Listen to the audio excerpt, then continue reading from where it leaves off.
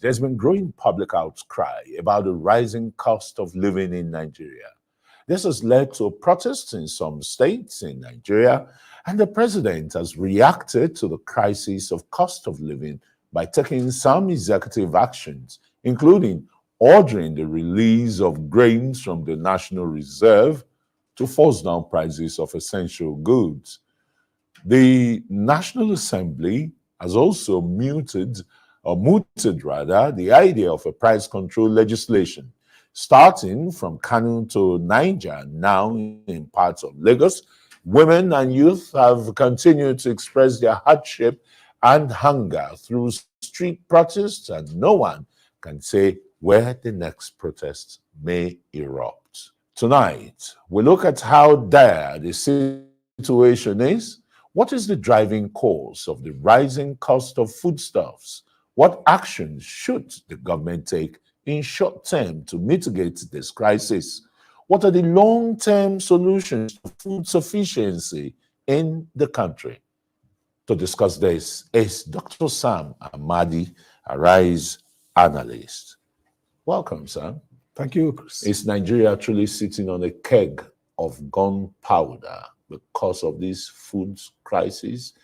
And with the assurances that the president keeps giving day in, day out? I think we're actually sitting on the keg of gunpowder, but I think we're perhaps lucky that it has already exploded since. I mean, in many parts of the world and in history, things have gotten wrong or bad for less. So in Algeria, in the Arab countries, just the slight increase on the prices of bread and the rest, confectionaries. And then, I mean, that led to the spring. So right here, I don't know what I would say we are lucky, but essentially, we have seen telltale signs that things could get worse. And the real problem here is that government, apart from the technical solutions, even the political leadership, the empathy is not there. For example, we talk about memos suggesting somebody requested for 500 million to constitute a committee to look at minimum wage. So the question is, this is a difficult time for the people of Nigeria, and it's also a booming time for people in power. Political leaders. So that contrast. The National Assembly got theirs sometime last month, 153 million for, brand new Jeep. Absolutely. They didn't buy in Nigeria. They have to report it. Again, now there's somebody saying, give us 500 million for a committee. I mean, committee to review. No, they are going to travel around the world, so that they can get details of other countries, how it is done. The tragedy is that we have a crisis that requires a lot more responsibility in terms of leaders really bending down, hunkering down, forgoing all these excesses, removing the ceremonies of governance, being functional, lean, functional, and decisive, and they're not doing that. The chief of staff. Where is the sense of patriotism here? Will the second stanza of the national anthem, really build up patriotism? Well, they sing it every day. I mean, it's the national prayer now. So it's part of it. We don't have any patriotism. Again, you see, the political recklessness and the fact that the Nigerian leaders have a cynical view of protests. Where they'll come, they'll gather, and they'll get tired. They'll thin out. I mean, they'll go back hungry again. They will borrow the Bible verse and say they'll gather in vain. So they think that the gathering is actually in vain. But that's a dangerous assumption, because what we're seeing now is it could become anarchy. Is that it will be unguarded, unmanaged, not NLC this time, snowball, not civil society this time, and then. The fact that it will be the real people. Exactly. And the fact that this is also increasing criminality. Look at the stories about daylight kidnapping. I mean, daredevil. They don't care whether they're caught because there's little option. So the thickening crisis is not just about protests, it's also about endemic criminality and the collapse of social capital. Dr. Amadi, you just raised, a very key issue that has created a lot of curiosity and anxiety amongst Nigerians. Those kidnappers caught, do you see how filthy they look? Would you believe that those are the people asking for the hundreds of millions of naira? No, are there no people behind them? No, it's very clear. I mean, this is an industry that is deep and broad. New industry to destroy the fabrics of this country. Government is not responding well because government itself, you really need to be deep and then deal with everybody. again, you have push and pull factor. First, criminality and corruption in public offices, in security institutions, weaken the fight. Two, you also have desperation that these people who are poor are prepared to be enlisted for pittance to undertake this. Look at the boss that was kidnapped from Lagos to Lagos Benin Road. I mean, God is good. Where I think where the driver was killed, they took everybody and just little baby. Yeah. Now this happens day in, day out, and the point is that the hunger, the food crisis, the living crisis, and it's surprising that the government could say we are the cheapest in the world. I mean, the presidency set up and says we're the cheapest in the world. The question then is, what is driving this? Now, the Minister of Agriculture talked about we need to close down food, border again. And then now people are coming from across the border to buy food. The governor of Niger State says it's a crime to take bulk food now outside. So this is bubble like necromancy. It's just conjuring. Yeah. The real thing is that it looks like first government is out of its depth in terms of thinking around what to do. Second is that there is uncontrolled communication. There's a lack of seriousness. Because even if you don't have the solution, the process for seeking solution should be disciplined, intense, and focused. So we have a crisis of epochal nature phenomena in terms of rising foodstuff. We see constraint in supply side because agriculture, the banditry, the terrorism. They're not saying that we didn't plan for off-season planting. So you're going to have shortage in food supply, and then you have the fact that you're also going to have increase in prices. You're also going to have logistic crisis that fits into the cost. And the government is saying, look, what can they do? Now, this is a time that you can actually bring more money and deal with mitigation. The crisis of food supply and pricing is that government does three things. One, if you can't increase supply of goods to further the price, which sometimes you can't do because of the nature of planting season, even the grain reserve is limited. People are even argue whether we have enough reserve at all, because reserves have been opened several years, several times. So even if you get, it's not enough. So, have you ever gotten any grain from that reserve? That's the point. So you need to also think around, for the short term, we can't get these prices down, except we need to mitigate the poor people. This is where you now have to think in terms of what do we do to provide access. For example, if we help people deal with free education, deal with healthcare, then they can push funds meant for those things to deal with, basic food stuff. You just have to deal with the basic foods first. The people are hungry. And in the midst of this, look at what happened in Kano. Warehouses hoarding these commodities. Why are they doing that? Because they are also, people are talking about, you don't need to control price, but you can control anti-economic behavior. I mean, within the competition antitrust law, if people are hoarding prices, then they're creating artificial scarcity. So that's something that government can go against. I mean, government may not tell you this is the price must sell, but government can say you can't keep this. But the court has ordered the government to fix prices. Well, it's a week now. Let's see how he's going to implement it, because if he fixes the prices, presume the government has the information asymmetry. Does have intelligence, pricing intelligence to know which product should sell for what. You have to build. It's the problem with Nigeria that we've not built the infrastructure for even price control, because you have to do a lot of information build up to say this is what cell phone should sell, this is what Gary should sell, this is how it should sell. But there used to be a price control board and the rest. In those days, we were running what they call DRIGIST, that's state-based economic planning. Yeah. We've moved to so-called market-based. So in the market-based process, you're going to use nudging, policy tools to force market behavior to change. You're not going to use confiscatory coercive force, it's okay. But where does that work in the world? What works really? It's, production and more production and more production. That's the supply side. So you have to produce. But the point I'm saying, if government says we're not producing, the farms are not, producing. Banditry, criminality has driven away farmers in many places. The food supply value chain is truncated. Logistic costs to move foods. Some food, spoil. And so this creates the pricing crisis. But the point then, if you want to solve it, you have to solve it at intangible points, supply side. You don't have much leeway for now. The demand side, can you cushion the capacity of people to consume more? So the question is, this is where subsidy comes in. Anybody who says that if you subsidize access to energy in Europe, you also can subsidize access to food. The reason why the US government or European government is subsidizing farmers is because essentially that is an essential sector. that not just for well-being, also drives economic development. So I think that government should think broadly around saying in the short term, we need to stop hunger and starvation. The FOA has said that there will be increase in hunger. So mentioned Yobe, Zamfara, a few states where there's going to see escalation of starvation, hunger, and that leads to criminality. And that's going to fuel crime.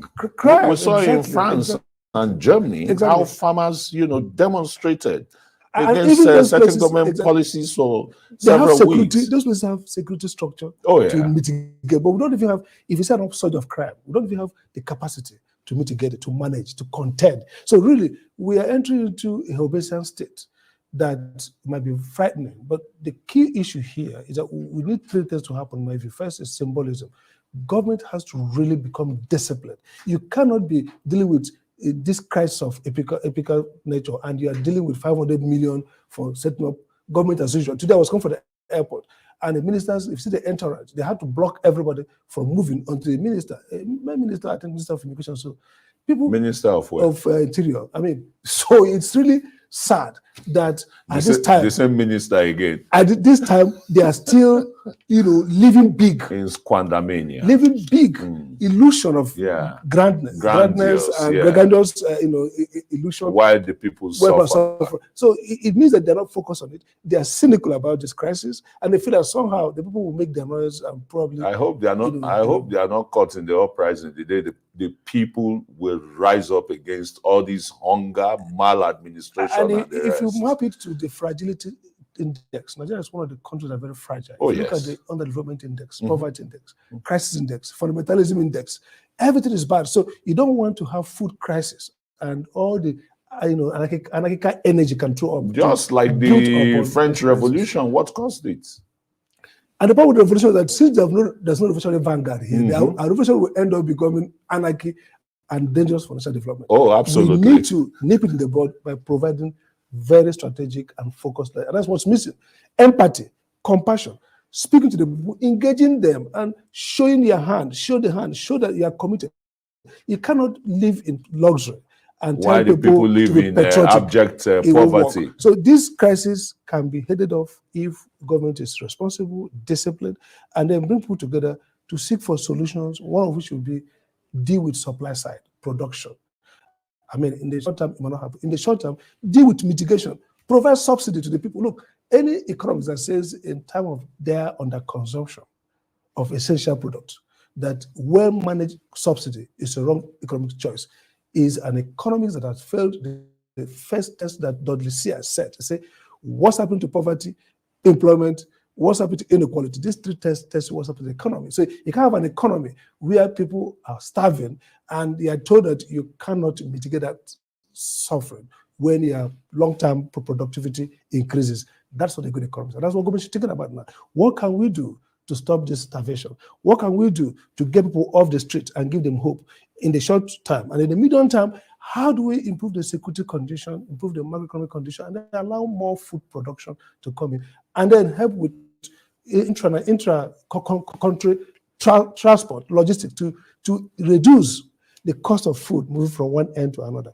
And also, your roads, you don't have roads. No, your roads are not good farmers now. Back to the farm, because look, farmers are not in the farms because of insecurity. And for the past 8 years, not just this government inherited it, but Buhari government did not focus a lot on this banditry. They politicized it. It never cared about how Nigerians were mauled in their homes, in their farms, today and you're the saying rest. there's high prices of, because apart from the crisis from Russia-Ukraine war, with all the under supply, the key issue here now. That's wheat. We're talking of our own basic staples and the rest. We're not producing enough, and you're not having the capacity to take them to the market on time. Again, you are not also incentivizing more production. And we're talking about off-season agriculture, and the minister says they failed to do that. I mean, why would anybody fail to plan for that, knowing that you're going to have seasonal shortages, which is the essence of off-season farming?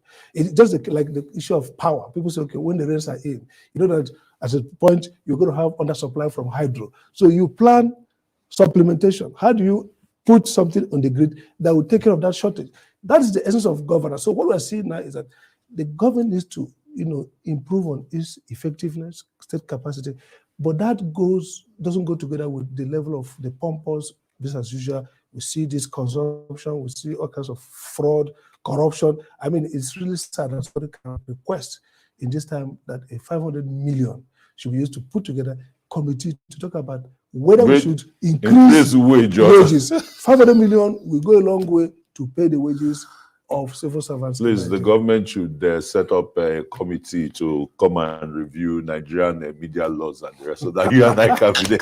And you request ₦1 billion naira. No, it's so tragic. that we sit on that committee. It's tragic. I mean, we need to change really the way tragic. we manage governance. Really And tragic. that's why people are angry. It's becoming a big tragedy. No, it is. It is a big tragedy. What a shame. Big one. Thanks so very much, Associate Professor of Law, Arise Analyst, Dr. Sam Amade, for coming.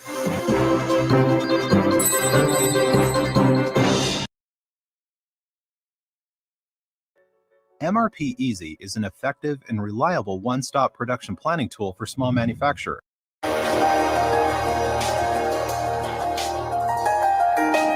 We begin this morning with efforts to check the cost of living crisis in Nigeria. At the end of a two-day meeting of the Presidential Committee on the Emergency Food Intervention, President Bola Tinubu directed the immediate release of over 100,000 metric tons of assorted food items from both the Strategic Grains Reserve and the Rice Millers Association of Nigeria. This is as a short-time response to rising food shortage in the country. In the interim, the government is considering the possibility of importing essential commodities to ensure their immediate availability within the next couple of weeks. State House correspondent Adesuwa Morwa reports. Nigeria is witnessing protests fueled by the escalating cost of living, prompting citizens to voice their frustration over the affordability of essential goods. The gravity of the situation has led to swift government action to address the immediate impact on the population. A presidential committee on emergency food intervention concluded a two-day meeting unveiling crucial emergency measures. These include the release of grains from silos and other storage locations to alleviate the pressing food crisis. Now, the whole idea of this is to crash the cost of these food items. And these are measures that will happen immediately. 42,000 metric tons from the Strategic Grain Reserve, about 60,000 metric tons of rice from the Rice Millers Association. They have them in all their storage facilities. The government, in conjunction with them after this exhaustive meeting, has directed that they also bring this out immediately so that the price of rice will come down significantly. The Minister of Information disclosed that the government is considering looking outside its shores to address any shortfalls. The government is also looking at the possibility of, if it becomes absolutely necessary, as an interim measure, on the short run, to also import some of these commodities immediately so that these commodities can be made available to Nigerians immediately within the next couple of weeks. Now, all these emergency measures, there is, of course, a directive to the Federal Ministry of Agriculture and Food Security to invest massively in conjunction with Nigerian farmers and other producers so that we can have better season coming shortly. The government is alarmed by hoarding and exploitation amid rising costs and currency depreciation. While expressing its intent to take action, it has not outlined the specifics of these measures. The government will not fold its arms. We know where all these major traders are. We know where all these major stores are. And if they don't respond by bringing these commodities to the market, the government will take appropriate measures to ensure that these products are made available to Nigerians. The government acknowledges the gravity of the situation and has committed to tackling necessary actions. However, challenges lie ahead as authorities work to balance the need for immediate relief with sustainable, long-term solutions to address the root causes of the crisis. Adesuwa Omorwan, Arise News. Meanwhile, the Nigeria Labour Congress and the Trade Union Congress have issued a 14-day strike notice to the federal government over the non-implementation of the 16-point agreement both parties reached after the removal of petrol subsidy. In a statement, the leaders of the two labor unions expressed sadness that despite the passage of time, the majority of crucial agreements remained unmet and negligibly addressed. The federal government had, among other things, promised implementation of a 35,000 naira wage award for civil servants. The agreement was focused on addressing the harsh socioeconomic consequences of the hike in the price of petrol and the devaluation of the naira. The NLC and the TUC two-week ultimatum starts from February the 9th. Dr. Abati?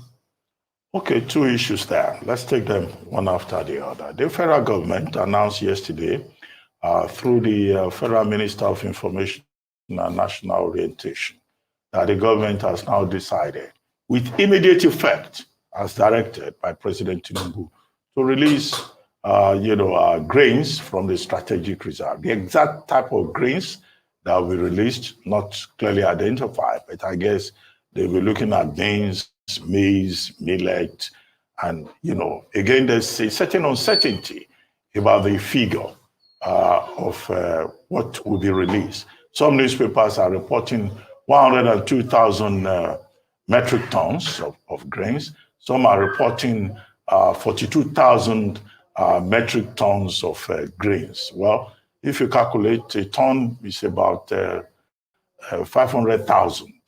So if they are releasing 42,000, you are looking at a lot of money, in the range of about 200 billion.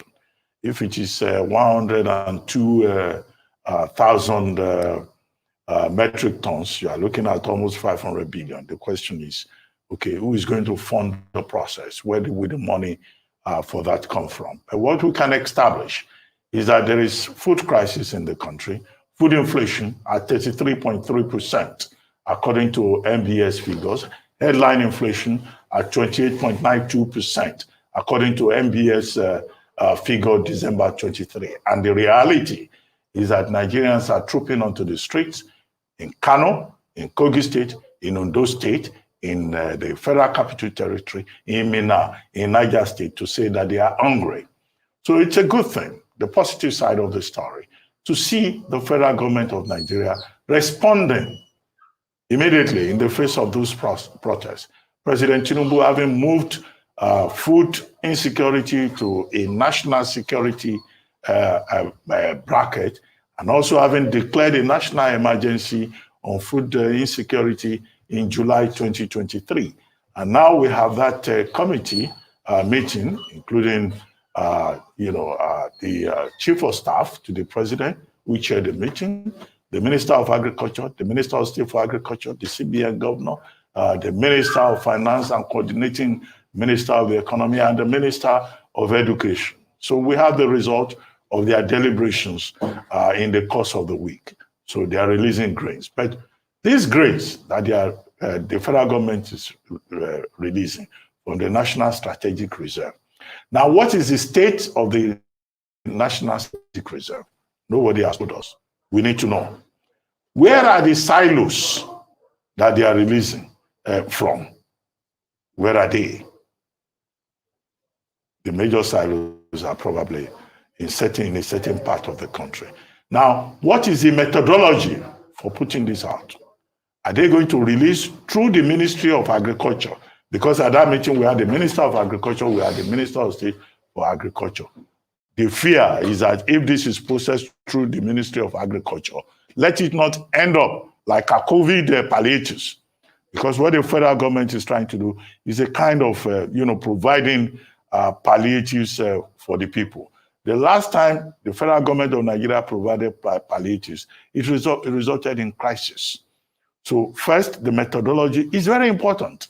And they don't need to reinvent the wisdom. As far back as the time of the pharaohs in Egypt, when there was a famine, when there was food crisis, Joseph was appointed the governor of Egypt.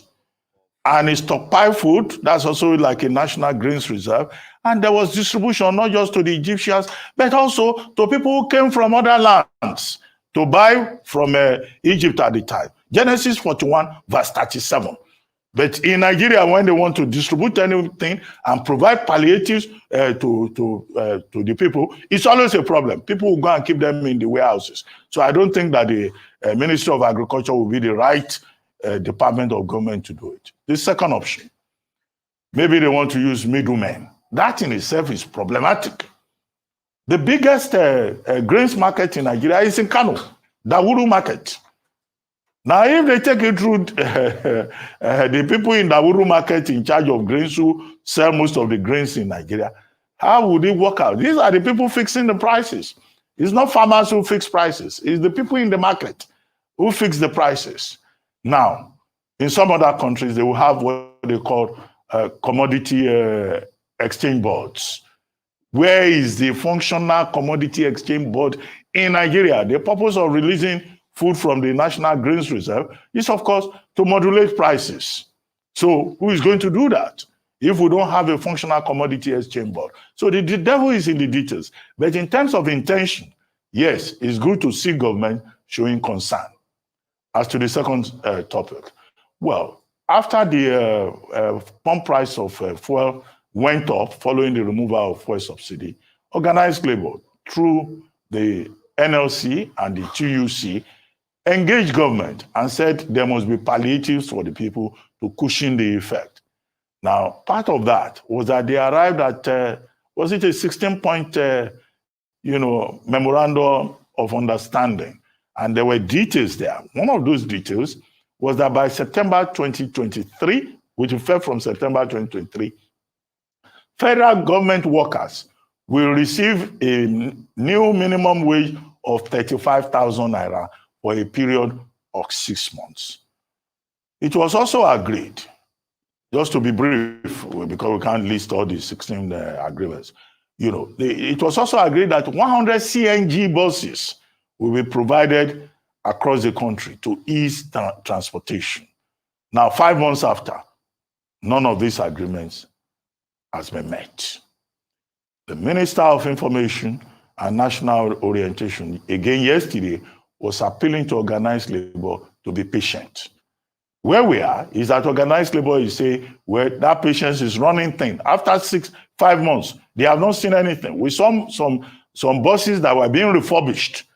But where are those CNG buses that were being refurbished in Abuja that the pictures were shown on the screen? Now, organized labor has given a served notice of strike action. February 9 to 14, after February 14, they say they are going to go on strike. Well, that again is going to add a lot of hardship to the community, given the difficulty in the environment. And already I see that some of the affiliate unions and even non-affiliate unions are already saying they will be part of it. Pengasan says they will be part of it. NATO, those are the transport owners. They say no, they will shut down the country. Senior staff of Air Transport Association of Nigeria, they too are saying they will be part of it.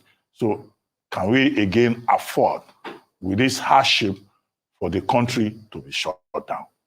We face a serious challenge. It's for government to address all of this and begin to engage labor immediately and not ignore them, as had been the practice in the past.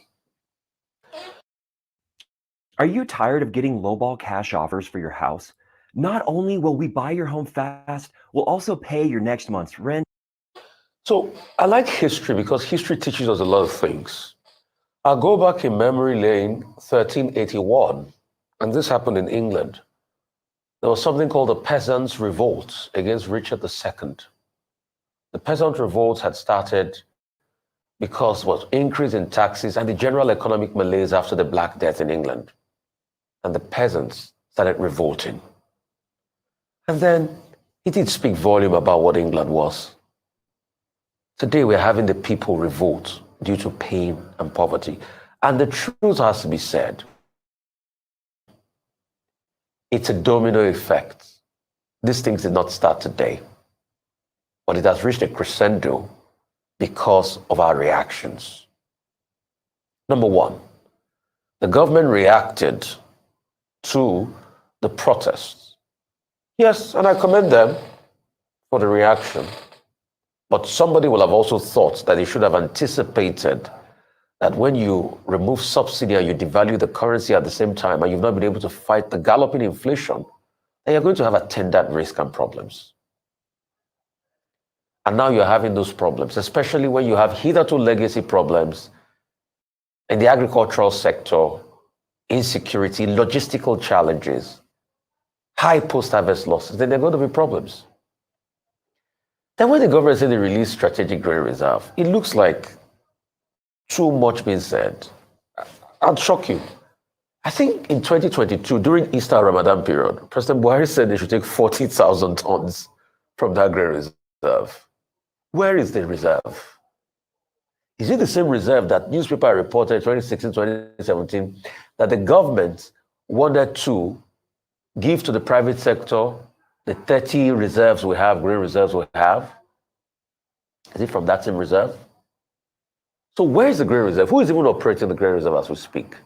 What's the state of the reserve? What is stored in the reserve? They said they wanted to take 42,000 tons, millet and other, crops. And they said they wanted 60,000 tons of rice that would last about a couple of weeks to be provided by Rice Growers Association. I challenge the Rice Growers Association. Do they really have those grains?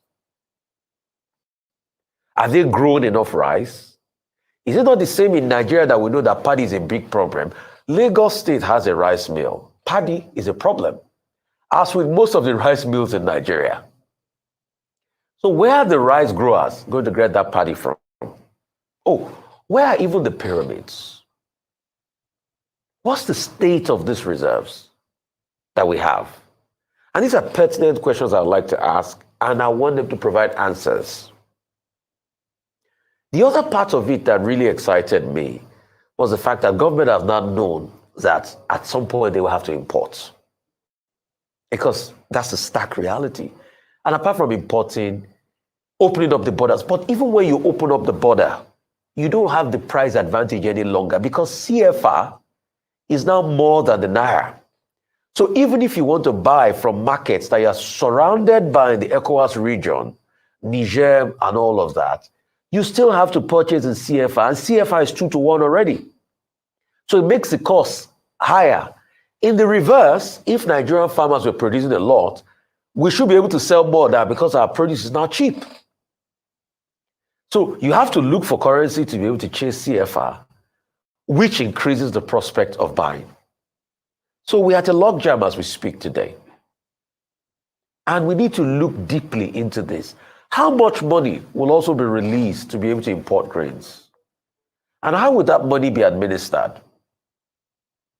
Because the whole idea of shutting the border has not been defeated.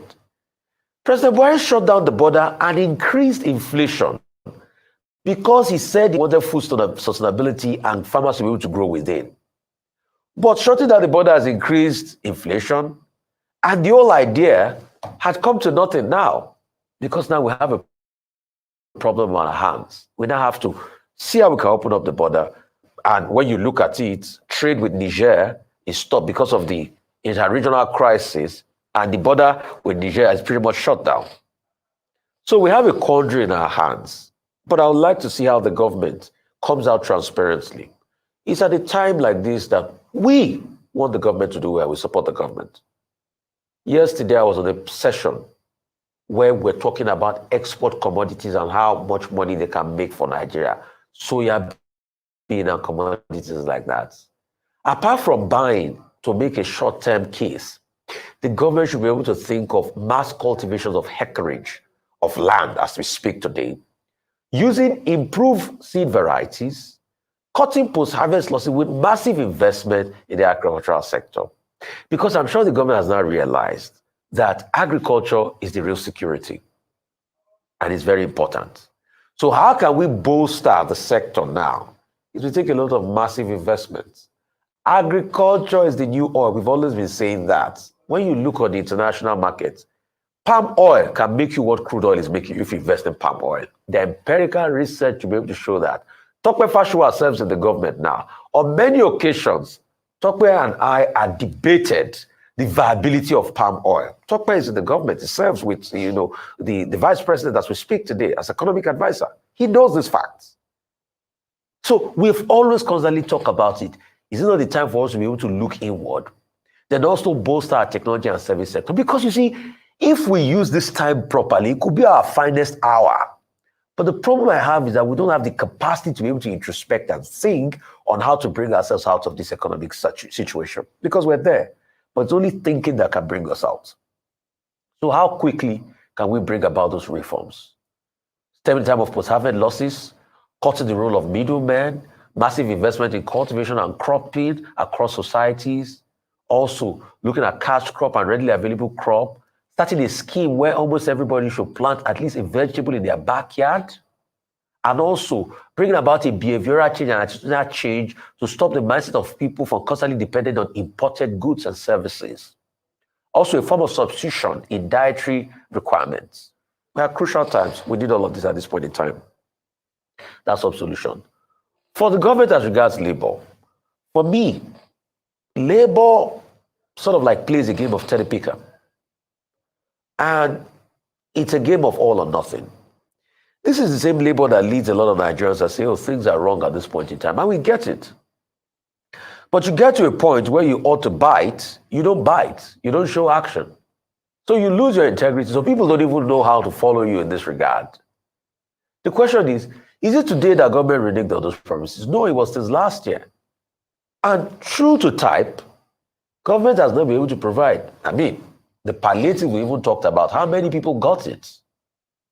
We remember the certain person in this country, I said they were going to use GPS to distribute products, but today we are seeing cases of how monies were sent to different accounts. That case is still going on with EFCC. So the CNG buses, it can't be anywhere to be found, Dr. Abati, because the question is, have we even adopted the use of CNG? Where is the gas? Where is the viability of the gas? You're talking about CNG, but we can't have this. Where is the gas? Hey, what's going on? I switched to H&R Block this year. They have a refund advance loan, so I got... Ordinary cooking gas has stopped about 14,000 naira as we speak today. So where's the viability of the adoption? Because you see, there are three processes before you make something orthodox. Your initial research, your move to adoption, and your move to orthodoxy. What's the percentage of cars that are being converted? Like I said, everything is a domino effect. You remember again, let me take your mind back. So when the last Minister of Petroleum, of State for Petroleum, said they were going to fully adopt CNG and they were going to start the conversion of people's cars, what happened to that process? He fell short. So all of a sudden you think, and where has been the accountability on the monies released for that process? We've not seen anything. So apart from this, and also minimum wage, it's even long expired. I'll shock you about minimum wage. Minimum wage that was negotiated in the 80s, when Naira and dollar was at parity, was well over 100 Naira.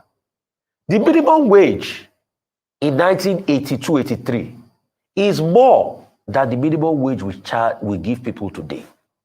So life was better for somebody 40 years ago as a worker in Nigeria than it is today. So even if you bump it up to 200,000, inflation will eat it up. Evaluation of the currency has made it flat-footed in monetary terms. So there's nothing again. So when you say, okay, minimum wage, and you're charging how much are you giving them? How much is that going to be? $100 is not even about 140,000 Naira or 200,000 Naira, which is a far cry to what people are in other parts of the world. So there are many multiple problems. But for me, NLC with a proposed strike at this point in time, we should watch it. Because it's just going to throw a Molotov cocktail into an already brewing fire. Can we talk even more? Can we have these conversations? Can we think properly? I rest my case.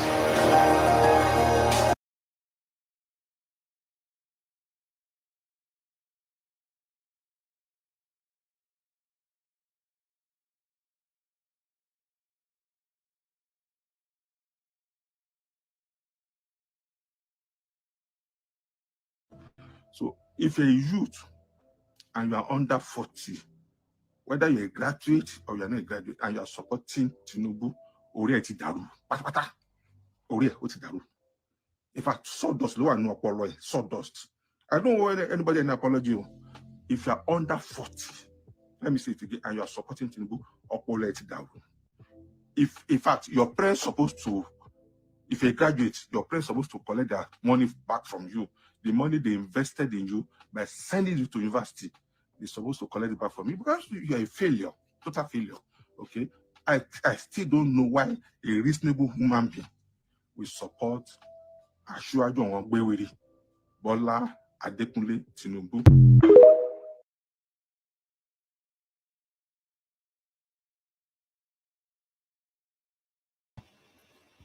Greetings, everyone. Welcome, welcome. Happy Monday to everyone. Romari, I see you. Patsy, I see you. Gravitas, I see you. Gravitas, I miss you. When you get the paper, the passport for Burkina Faso or Mali, Nico, miss you. Don't leave me, oh. Don't leave me behind. In fact, all of these are unachievable without adequate security. People can't even, I'm telling you, now grammar they speak. You know, say Nigerians like to speak English. You know, all your journalists in Nigeria now to the buga, to the speak English, sit under inside air condition office with coat and tie. They speak English until the sudden destruction show up for their door. All that English go change. All that English go change. All that English go change. Una hear say bubu dey beg make soldier no, make dem no do coup. E dey beg. No, oh God, o Salobua. E dey beg because e dey fear, e know. Okay, this last comment wey Rufai make now, they talk to NLC people say make dem take am easy, make dem think. Wetin dey to think? People wey never chop dey think. I no understand. People wey never chop belle full, dey think. That's a question that I want them to help me to answer. Which person get food for belle when e get enough to even think for Nigeria? 500 people, they just kpai 500 people like cockroaches for Benue. Everywhere quiet, nobody dey talk anything. Everywhere silent. Everywhere, nobody dey talk. 500 souls. Please tell me, with all the kpai wey dey happen for Nigeria, biko, how that country wan take good? Na question I dey ask, how e wan take good? Na me dey ask, me wan know. Because the souls of the innocent people, they no just dey go like that. I don't know whether we understand. They no just dey, you dey kpai innocent people. 500 people. The ones wey we know, person share, which I did share on my community page earlier on some point, that make I pull am up. Oh, Salobua, you know, sometimes I want to run away from this Nigerians. I can't. You know, let me do. I can't leave it because every time in my heart I'm like, the people wey no come get voice, they take light yesterday when they say they play match. Excuse me. They take lights. Everywhere was pitch dark while people were watching their country play football. Please make it make sense. And people still normal. I mean, I don't understand. The hunger never reach, the suffering. See, I'm sorry, I'm one of those people, I'm in full support of this suffering. This suffering needs to enter the bone marrow of all the Nigerians. I'm telling you. You need to touch them to the point they go forget tribe, they go forget religion, everybody go enter streets. That is what they need to. Unfortunately, it need to be all out revolution for people to understand the danger that Nigeria is in. This person say what people are seeing on social media is a quarter of what is happening. He said a couple of days ago, 18-seater bus was kidnapped. And then I read them again. 18-seater bus, Mona help me, oh, was kidnapped along Ore to Ijebu Ode, and the driver wanted to jump out and run, but was stopped by rain of catapults. Now, make una interpret the rest. Till now, there's nothing on the news. Every single day. My question now is, what will it take? On top of that one, Gbaja Oloshi come out, fix im mouth, come dey tell pipo say dem wan close down social media. Me, I even wan make dem close down that social media because it will expedite the process. It will. Because when everything is shut down and people don't have anything to distract them, maybe sense go enter people head. I show you some of una see the video of one a palm-colored man when they talk say, yes, with boldness, say make dem recolonize Africa. Look at all their leaders. They no dey even take care of their people. Na wetin talk be that? See all the leaders, they no dey take care of their people. Yes, make dem recolonize the Africans again because they're incapable of colonizing themselves. Because you know, see say the demons, when we allow, don't make you and I look stupid, incapable of running our own thing ourselves, and we go fold hands for here dey look. Gravitas, thank you. Like ants, like soldier ants when they enter person house. Eh? Yeah, exactly, Patsy. He's saying the truth. That's why I played it.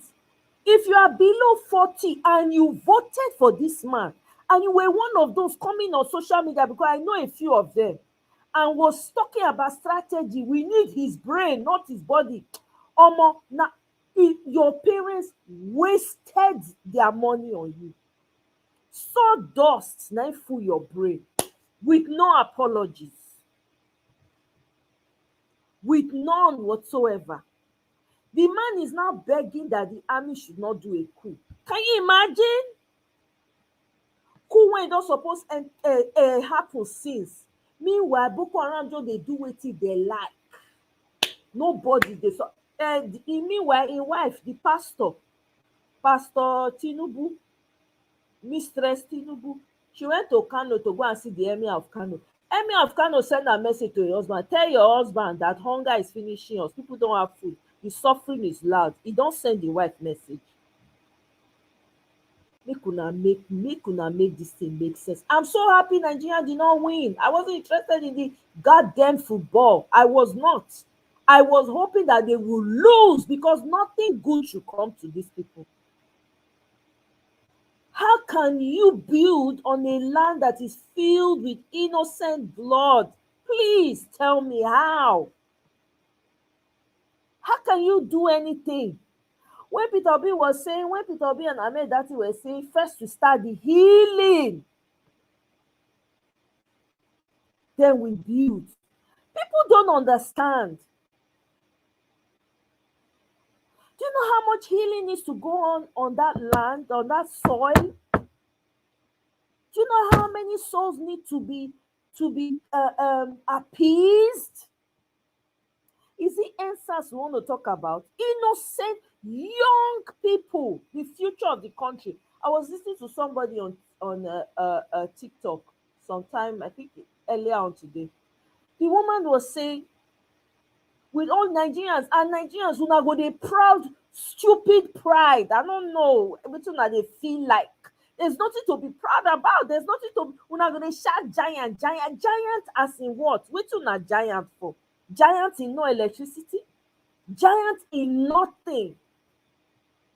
Una go dey proud. Any small thing na joke. Any small thing na joke. Any small thing. No dey ever serious. Dey vex.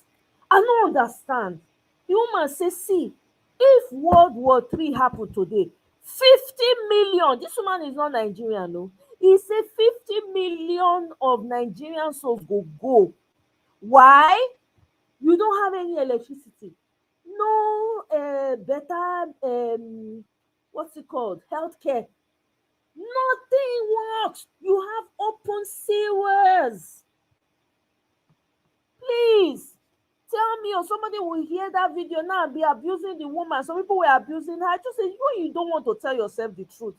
If only you will accept the truth and say, yeah, maybe they will even make you, this would even push people forward and say, you know what, we buy here, buy now once. All the people, 300 today, 500 today, tomorrow 200, next tomorrow 700, this one. Combine all those people together. If everybody march for streets, I guarantee you, people when they apply for not reach that number. They for not reach. But here we are. Here we are. Eh?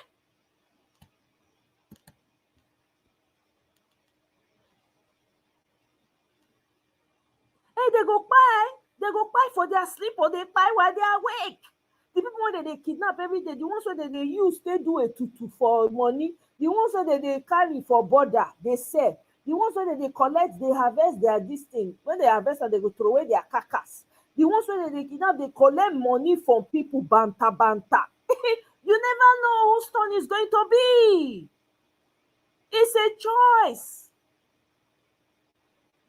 It's a choice. You get used to the suffering, okay, you wait turn by turn.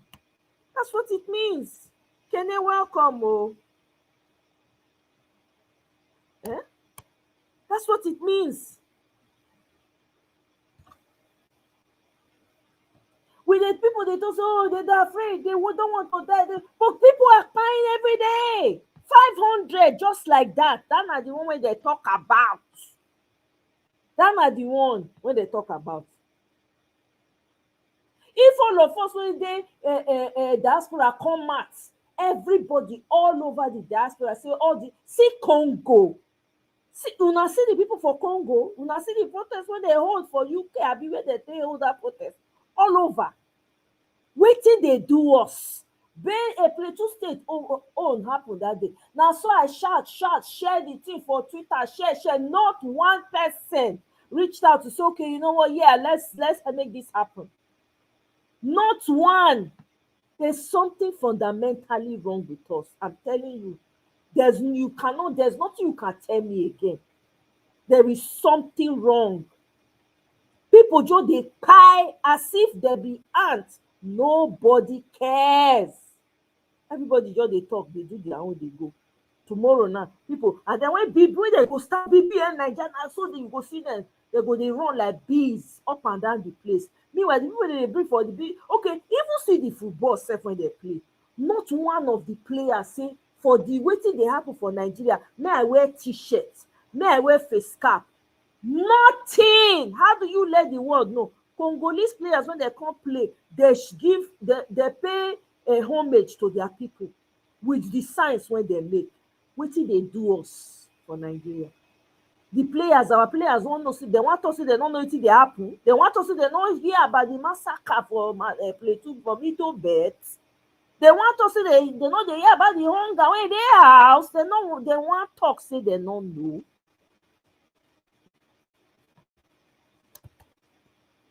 Everybody they do, e no concern me, until e concern the person directly. Look at what is happening now, because social media don dey bite these people for body. Prior to that, now they get social media. Now social media now they drag themselves, they drag Buhari, they drag everything. E come reach now when the thing don dey enter their body, they say they wan shut down social media because e don concern them. You see the problem? This is the problem we have as a people. Hey, effort a long time. Happy New Year, sis. Happy New Year.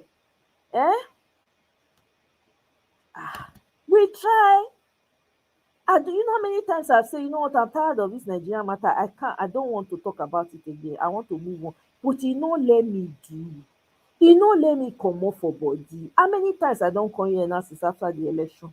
Matter of fact, I made a one statement one time. I put am for my community page. I said, I'm tired. Make Nigerians go hit their head for wall. Here I am again shouting. I can't give up. I can't leave it alone.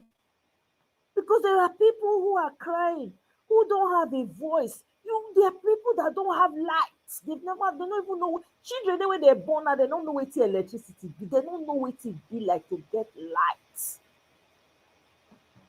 On top of that one, children are being abused left, right, center. Women are being abused. Even men are being abused. I mean, nobody is safe.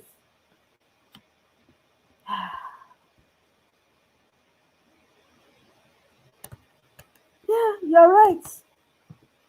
Yes, you're right about that. You're right. And then I remember that time you always stood like Nigerians are not. Nigerians should go out. I remember. Eh? My brother, now what you talk so, Kenny?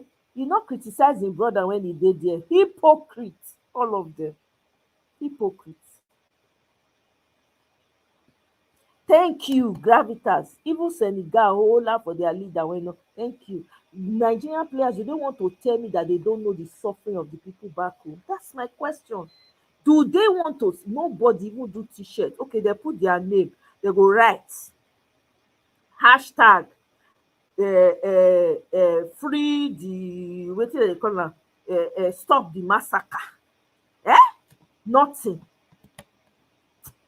Mrs. Omorege, welcome, oh my sister. Good to have you. Long time. Happy New Year, oh. Happy New Year. You know, Omoye, my husband was just asking about you just 2 days ago. He said, what happened to Omoye's corner? I still dey here, oh. I still dey do my life, oh. I don't have time to join Naija watch again. Yeah. So I told him that you know, it's been a while that, you know, I've seen you about once or twice, but I never really tire. So he was like, okay. And so when I saw you, I quickly connected. I was telling her, I said, look at Omoye, she's on. Abeg greet her for me, oh. Greet my in-law. Tell her say greetings, oh, my brother. Thank you for taking care of my sister. She sounds fresh all the time. Oh my God. My husband is tired of me. As I'm tired of Nigeria, he's tired of me. He say I should go with my Nigerian news up and down. When he sees me coming, leave it alone. when he sees me coming, he will hold on to his remote. Like, are you coming to change the channel to Nigerian news again? This woman. See, let me tell you, Omoye, we tried. Omoye, we fought so hard. You know, we tried so hard. It's as if we tried, Sha. We fought so hard. In fact, it's as if we knew it was going to be like this, but it's not as if we knew. I mean, I didn't see this coming, though. Quite honest, I won't lie. I didn't see it coming. See, let me tell you. See, nobody should tell me that this thing is not spiritual. I'll fight with the person. Let me tell you why I believe it is. It's a stronghold on that nation. Come on. From the day when that man, and when that day, that inauguration, they just say subsidy is gone. And it wasn't part of the speech he was supposed to make. That's what the writers were saying during the confusion of subsidy is gone. And from there, everything just, what's the word? Ripple effect or spiraled out of control from then on. We fought so hard. The pit where we know why enter. We see and we enter now times 10. I don't know what to say, quite honestly. But I don't know what to say. Except at this point in time. We've been praying. Oh, am I still on? I am, okay. You are still on. I'm just quiet. I'm just listening. We've been praying. We've been praying. I don't know what else is there to do because it's gotten so bad. And it's like when something is being desecrated, right? Or a place, for example, let me use a house is being desecrated. You have a house, right? Every time somebody will come pack some kind of SHIT put inside, right? You go put them for the so you go put them for the one room. Somebody will say, oh, well, not be my room midday. It doesn't matter. And then before you know, enter another room. Before what am I saying? At a point, the whole house go useless because of that SHIT when they take the pollute the house. That's why I just see our issue. Everything just spoil. This was not my dream for America. I did think say when I came to America 28 years ago, I've never been from day one. I've never been the kind of person I wanted to stay here till I retired. No, I've always been, this place not farm for me. Oh, that's me personally, and I'll go back. And I walked towards that. You understand? Yeah. Hoping that it go day better one day. It go better one day. It go better one day. It go better one day. But after Peter Obi lose the election, was the first time I finally gave it up. You understand? But I still didn't see it coming this bad. See, oh my, yeah, bag of rice now 70K, and they're projecting that it's going to get to 120. Oh yeah, 77K. Yeah. Bag of you don't reach 70, 70. You don't reach 77. Yes. As Bag of of today cement na 8K. No. Who tell you say 8K now 10? Oh. Okay. Well, yeah, but maybe some locations, when we did further down and everything. I don't know. Make you see this time now the thing don't pass Bola Tinubu issue or whatever. Now our problem now all of our problem. Now Niger don't announce say they are restricting flights from Nigeria from using its airspace, both national and international. They are suspended. I just tell my husband now, say quick buy ticket now before the price go change. Let me tell you, first of all, right? You say spiritual. Me know that one, and you know why I go agree with you for that one? Because of the innocent people when they buy NSAS and the ones who we don't know. During that boo time, 8 years of buying galore, it's no stop. Nobody ever appease, nothing. Those people just go, don't be like they just buy for nothing. May God send us Moses, so may God send us Moses. May God don't send us all the Moses. Now we go by ourselves. All the help when we need now our hand to do. Until they overwhelm that system, go change you. Unfortunately, I see what's coming. I'm telling you, people literally this hunger, you need to hit people bone marrow. Did you play that video? Which video? Of the Emir of Kano talking to Remi Tinubu. Do I even have that video? I just saw the article. Oh, okay, you saw the thing, yeah. I did see the.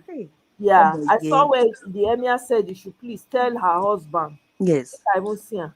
He said, tell your husband that starvation. People are hungry. Hey! Can you imagine how embarrassing that is? Hey! But he said na hypocrite now because in boo-boo, during 8 years, where their mouth dey? Where their mouth dey? Where their mouth dey? So the people, you see now, when you don't touch, which time they talk turn by turn. When you don't touch them, then they get mouth. Before you never touch them, nobody they talk. Now you don't they touch them. All of them don't they come out. Even Pharaoh self, God, even Pharaoh self, as he had reached God. Anyway, it took them a long time, before God. May God have mercy on them. Leave Pharaoh matter, Mrs. Omoroge. Leave Pharaoh matter. This one, now our hand dey Obama. Yeah, we have all it takes. 1,500,000 people alone come out from Nigeria. First of all, blocked mainland bridge. Okay. Fear to talk again. Thank you for bringing that up. Block the private helipad when they park their helicopter. Block every entrance. Thank you for bringing that up. Farmers with their caterpillars, when they get advanced mechanized farming, they dump shit for front of their doors. You know Iyaloja any equipment. Iyaloja, Tinubu's daughter, Iyaloja of Ninemi. Fear go let market women come protest. When they are market women don't already declare come out. Market women don't give them a deadline. People when they say they'll naked come out, forget that thing. Waiting Iyaloja want to not be one person.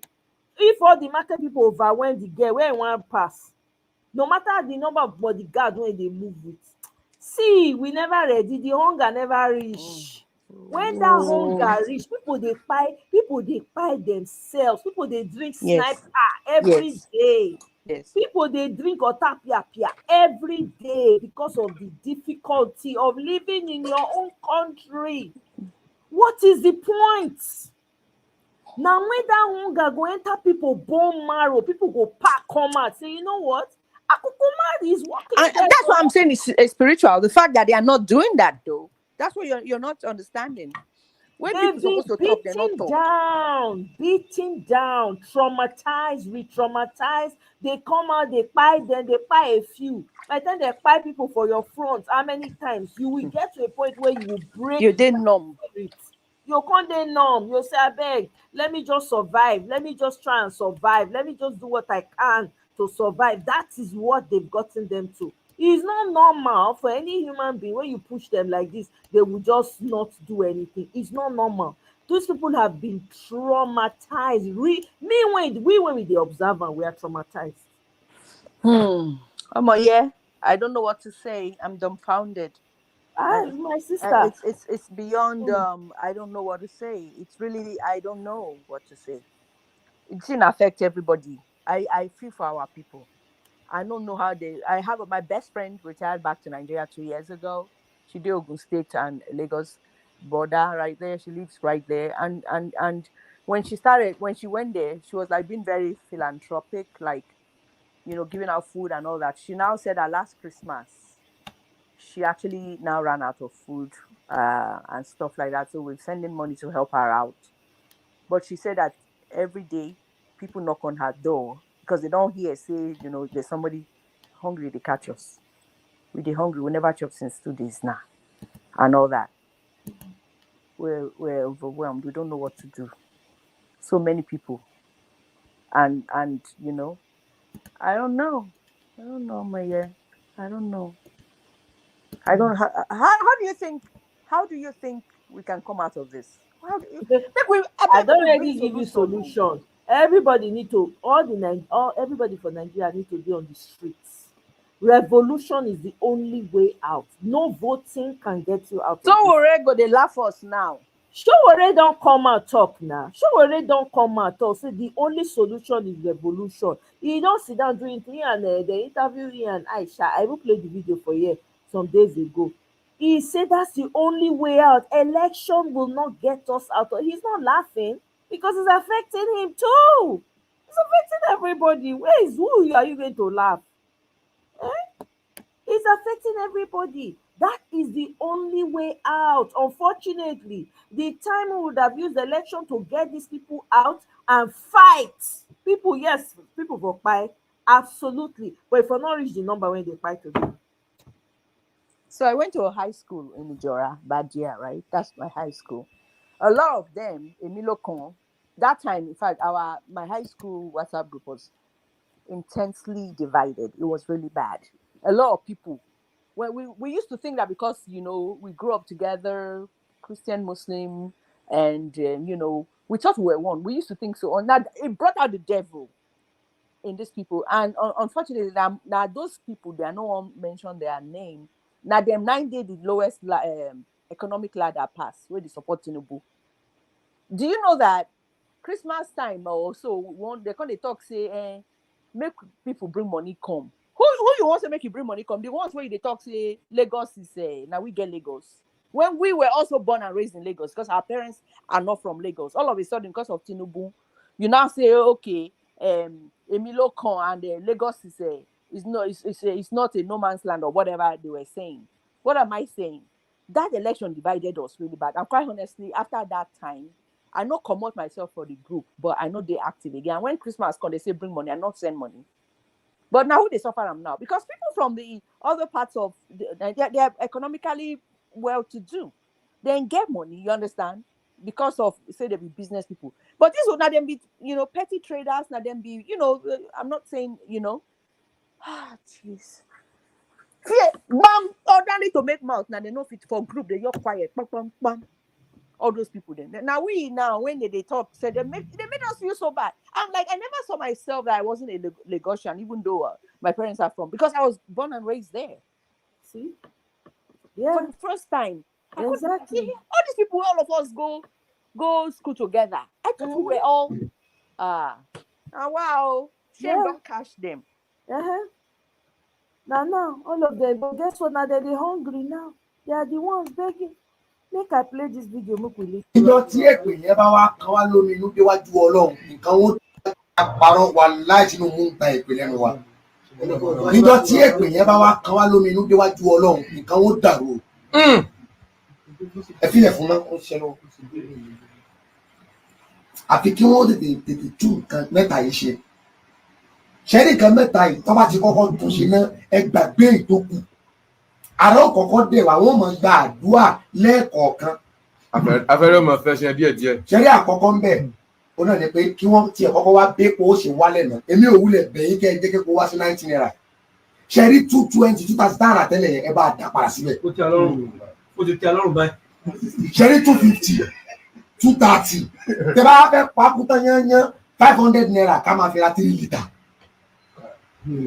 Tí Tinubu lè ọkọ̀ ṣèyẹn fún wa ní Nàìjíríà yìí mo fi Ọlọ́run tó dá mi mo fi búra kò sẹ́yìn kankan nínú wọn tí ó fẹ́ gbé ipò kan náà láta yóò nira fún. ẹlẹ́gẹ̀jì ṣẹ́rí dọ́là ẹ bá dá padà sí 320 tó wà ní 6 years ago dọ́là wà ní 320 ara ni wá gbẹ̀ngbà yẹn ẹ wá bá wa dá padà sí 320 yẹn as at now ara máa dẹ̀ wá. ṣẹ́rí tí dọ́là bá ti wálẹ̀ oúnjẹ ó yí sí láti rà. Epo bá ti wálẹ̀ àtijọ́ àti mo ò ní nira mọ́ ẹni kílẹ̀ lẹ́ẹ̀kẹta. Àwọn tí wọ́n bá níbi compensation tó pọ̀ ẹ má compensate wọn jù. Ṣé àwọn ọmọ Nàìjíríà tó ń gbá bọ́ọ̀lù lọ́wọ́ yìí tí wọ́n bá fi lè win ní kọ́ọ̀pù tẹ́ ẹ bá lọ há mọ́tò àbí 100 million kan fún wọn ẹ̀ sì orí ibú. Tí wọ́n bá bí alájà ẹni pọ̀ dìde. Ṣé ní compensation tí wọ́n need iṣẹ́ wọn ni wọ́n ń ṣe wọ́n lè gbà sára nìyẹn. Tó bá win ní AFCON yẹn ẹ kí wọn normally. Ẹ gbà wọ́n lọ́wọ́ ẹ pariwo wọn ẹ ṣe èrè fún wọn ẹ mọ wọn léèrè sínú museum ẹ gbé wọn jáde kí wọn kàn lọ tú outside ẹ ṣàdúrà fún wọn tó bá tẹ ẹ bá lọ bá dé pé ẹ fẹ́ wú wọn lórí tó gbé wọn gbé AFCON wálé tẹ wá lọ fún ọ ní ọdún bílíọ̀nù àti mọ́tò tẹ́bí dẹ̀ ń parọ́ àwọn ìjà wà láì súnmọ́ mi là bẹ́ẹ̀ ló bá parí tó bí ó pa àwọn ikú. Ẹ má compensate àwọn ẹ fi gbogbo àwọn òsì ẹ̀mí àbí òsì wèrè àbí ọ̀pẹ̀ ẹ ò mọ̀ wọ́n ìkọlù wọ́n gbogbo wọn ti ní láàrin o. Àwọn aráàlú lè bí ń pa bàbá bẹ́ẹ̀ bá compensate wọn pẹ̀lú 1 billion pẹ̀lú mọ́tò méjì àbí pẹ̀lú tírípù wèrè kan tí ò nítumọ̀ wàláhì yàrá ò ní ẹ̀yìn náà. Ẹ̀rẹ̀ má jẹ́ ká tanra wa bàbá yẹn mọ̀ pé ó ní tẹ́ ń bá jù lábẹ́nú ṣàpọ̀ Ọlọ́run kàn sí. Ọlọ́run kàn sí Tinubu ẹ̀ mọ́ ní o nǹkan ṣe bàbá yẹn o nǹkan ṣe wọn lábẹ́ ilé Ọlọ́run mú wọn súnmọ́ mi la ilẹ̀ sí íńtẹ́ẹ̀sì fi lè bọ́ tí náà yóò ní mú àwọn ọmọ yín oníkẹ́ẹ̀dùn ọmọ Nàìjíríà ni.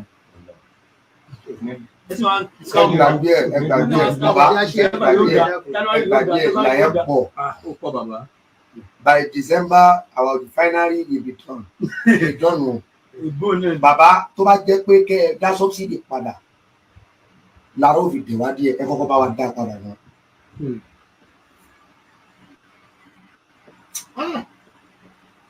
Ẹ bá wa dá padà.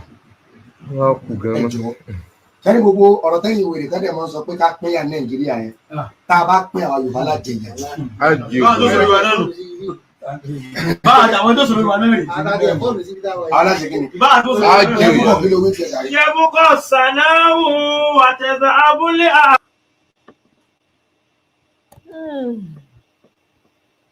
There's another one. Oh, we could not wait. Another person. I think everybody probably knows this one already. So I'm just going to play it here for those in case you haven't heard it before. It should be making sense sometimes. A lot of times too. Good morning, fellow citizens of Nigeria. My name is Just Adito. First of all, before I say anything, Nigeria, really local, home and abroad, I really want to appreciate your tenacity, your patience, your tolerance. I don't think hellfire will be worse than this. We're already burning in fire. But listen, I have a message for you. Wọ́n ní ọ̀rọ̀ tí ọlọ́gbọ́n bá sọ inú aṣiwèrè láti ń gbọ́. For so many years now, anybody who has wisdom, knowledge, and understanding will know how consistent I have been about Asiwaju's case. Listen, fellow Nigerians, there is just one person to be held responsible for this country. The late Nigeria got to a pause when it was in I. Asiwaju brought Buhari. Buhari used the whole I. The air remaining in Nigeria is in Asiwaju's hands. Roughly about 2 years ago, I did a video. And I said, there's nothing anybody can do about it. Asiwaju is going to become the president of this country. Age, scam, name, scam, this. A lot of people didn't understand. It was sung by money. The day will come, you all will remember this day. My Gen Z generation will call it clouds. The day has come. Asiwaju, mo fẹ́ kẹ́ gbọ́ mi kẹ́ dẹ̀ gbọ́ mi yé. Ibi tá jọ ń lọ ládé yìí o. Níjọ́ náà lọ́hùn tójú agbára ń pọ́n yín. You wanted to be the GCFR. You wanted to be called the President of the Federal Republic of Nigeria. It came from the depth of your heart. You were ambitious, but we serve a wonderful God. The Bible says, ask and it shall be given. Ibi àdúlọ tó fẹ́ fi iná jó yín ni mo fẹ́ gbé yín dé láàárọ̀ yìí. Olúwa gbọ́ àdúrà yín, Olúwa gbà fún yín. Níbi tẹ́ ẹ ti ń kánjú ẹ ò. I hate when these people talk about Olúwa gbọ́ àdúrà yín, meaning that it's God that heard his prayer. You see the hypocrisy. This thing, in fact, let me remove this video because I don't know. But she's not saying that. She's saying that that's what people said, not her personal opinion. Ah, okay. Maybe I missed it. Yeah, wọ́n sọ pé Olúwa gbọ́ àdúrà yìí. Okay. Okay. Padà béèrè kọ́kọ́rọ́. Olúwa gbà fún yín ṣùgbọ́n ẹ ò ní k'Olúwa kó fún yín ṣe. Ẹ ò béèrè pé kí Olúwa kó fún yín ṣe. You understand what I'm saying? I understand very well. Àwọn ọmọ kéékèèké wọ̀nyí ni ò lè yé. Àwa ìṣara yín, àwa darapọ̀ mọ́ yín bí ni. Asiwaju Bola Ahmed Tinubu. This country is hanging on your neck. Wọ́n ọ̀dẹ̀ bí bá bá ńlá ìjà tó lóyún ẹ̀rọ kó má fix here. You have to fix this country. You have no choice, my father. You have no choice, my father. It was a trade by barter transaction. And if anybody remembers very well in that video, when you Asiwaju ò ní jalè, àwọn tó máa ṣiṣẹ́ ìlú máa kó wá, ibi èèyàn ti wọ ara yín nìyẹn o. What does that mean? Instead of you to now look for people that will want. Well, they were saying that he's a master at bringing a great team together. And that he's going to put together a great economic team, blah, blah, blah. That's what they told us. Well, that's what his minions were going around to say. That have all disappeared. Now we know they see them again. This journey with you. They weren't there when you went down to ask for this mantle. Ẹ wá kó àwọn tẹ́tí jọ ń rìn bọ̀. Àwọn trusted ally. Ẹ wá kó wọn tira. Ẹ ti gbàgbé pé májẹ̀mú ń bẹ. Asiwaju Bola Ahmed Tinubu, Nigerians are holding you down. I am telling them, ntí mo mọ̀ dájú ni, if you do not fix this country, Asiwaju, we are no longer in the Nigeria of our desire and our hope. You didn't inherit a bad government. You played chess. We know the game very well. You played the chess to get here. Really? Don't blame anybody. You brought Buhari. So don't come and seek pity. Ọ̀rọ̀ òye àwọn ọmọ wa ni. Ẹni ẹ lọ fọkàn balẹ̀. Ẹ máa wọlé kò sí tó lè ṣẹlẹ̀. Bẹ́ẹ̀ ni Olúwa náà sọ bẹ́ẹ̀. Ẹ lọ fọkàn balẹ̀ lówe lẹ́yìn o. Because people don't understand what that proverb is. Because you know that they never understood what you meant by that word. Aṣíwájú, ẹ lọ fọkàn balẹ̀. Mo máa wọlé Aṣíwájú. A ti fọkàn balẹ̀. Ẹ ti wọlé Olúwa gbà fún yín. Èmi ni mo kọ́kọ́ sọ. Torí pé mo wádìí bẹ́ẹ̀ ṣe wádìí mi ni. Orí ọ̀fẹ́ yẹn ń bẹ lọ́wọ́ mi. Májẹ̀mú yẹn sì ń bẹ. Mo kẹ̀ sinmi lé, mo jókòó lé. Tí ó sì kankan tí kankan nu yín lè ṣe.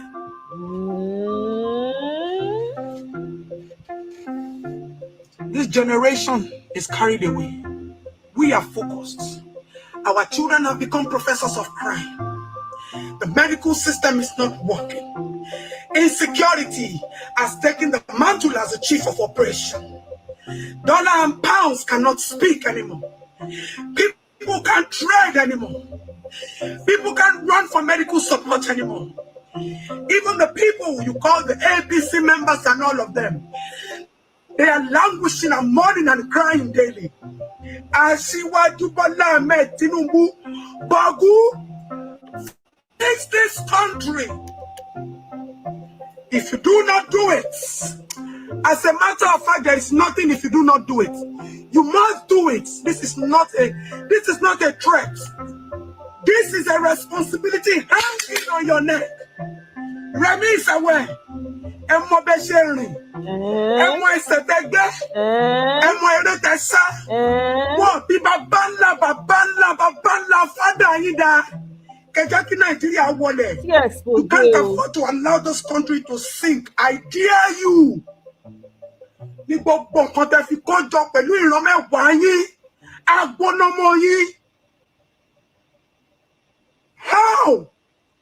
How do you sleep and wake up? How do you and the Senate keep speaking values of billions of dollars and naira? And yet we cannot see anything effective. And you keep telling me you have master plan, Kakulu master plan. Aṣíwájú Bọ́lá Ahmed Tinubu. This country is hanging on your neck. Nigerians never knew. I am telling them now. The same me you say we told know. Nigerians who I are going to yourself. this country. Who was so bad. Low way, and I will continue to speak in proverbs. Because I am not meant for everybody to understand. Only the wise will see. Are you wise? Aṣíwájú Basheyi, you have no choice than to fix this country. I dare you.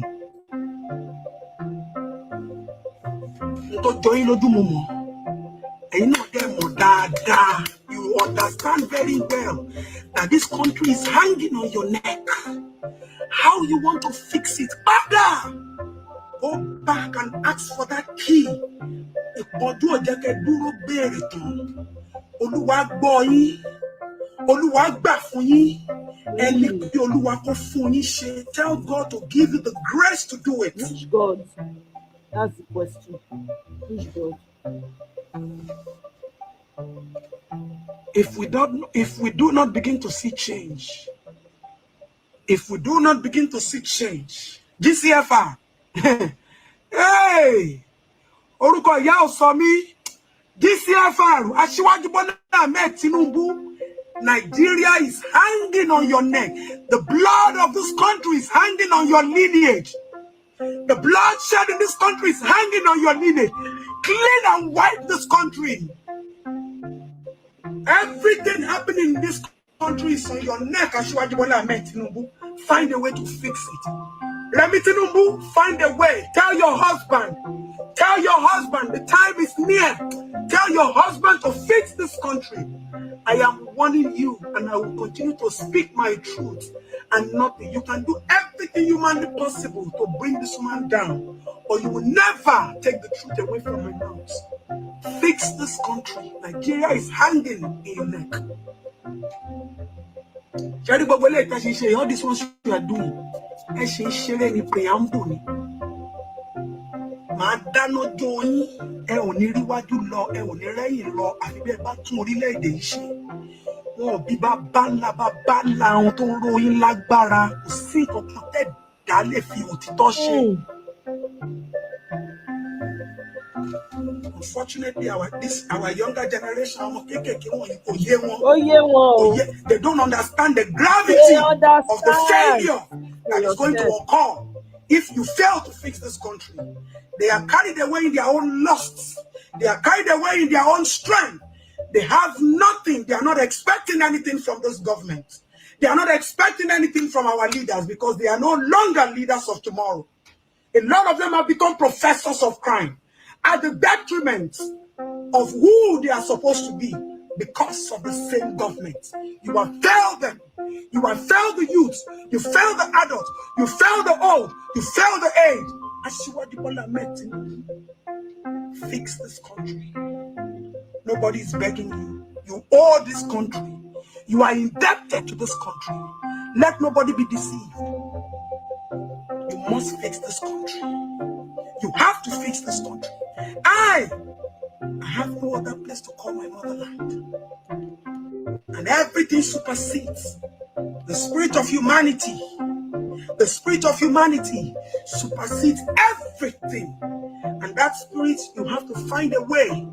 You have fulfilled your ambition. You now need to become the father of the nation.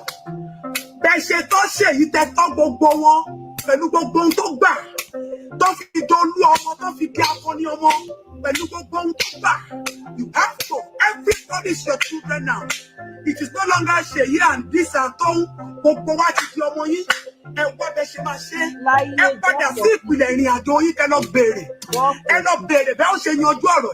Nítorí Nigeria is on your neck. I'm saying it. You did not inherit a bad government. You did not. That was part of the chess game that you people played. Fix this country. Truth don't come Fix out, this country or else. Now they hear. Hey! Asiwaju, now so I go they shout, they go, fix this country. Me oberu ogun. I no fear anyone when I won't bring for me. Moduro Tony, make track lumba in sorrow. Okay. Make track. Everybody shere. It is shere to una don't play finish. You don't play finish. Una don't play. You better start getting to work and know how to fix this motherland. We are not joking. We are desperate for change. We are hungry for change. We are questing for change. Change is a burning fire, and it is only you that can fix it. No other person. It was a trade by barter transaction you had with God. You requested, He gave you. You forgot to collect your own assignment. I have brought the assignment message back to you. Only assignment he call assignment he need.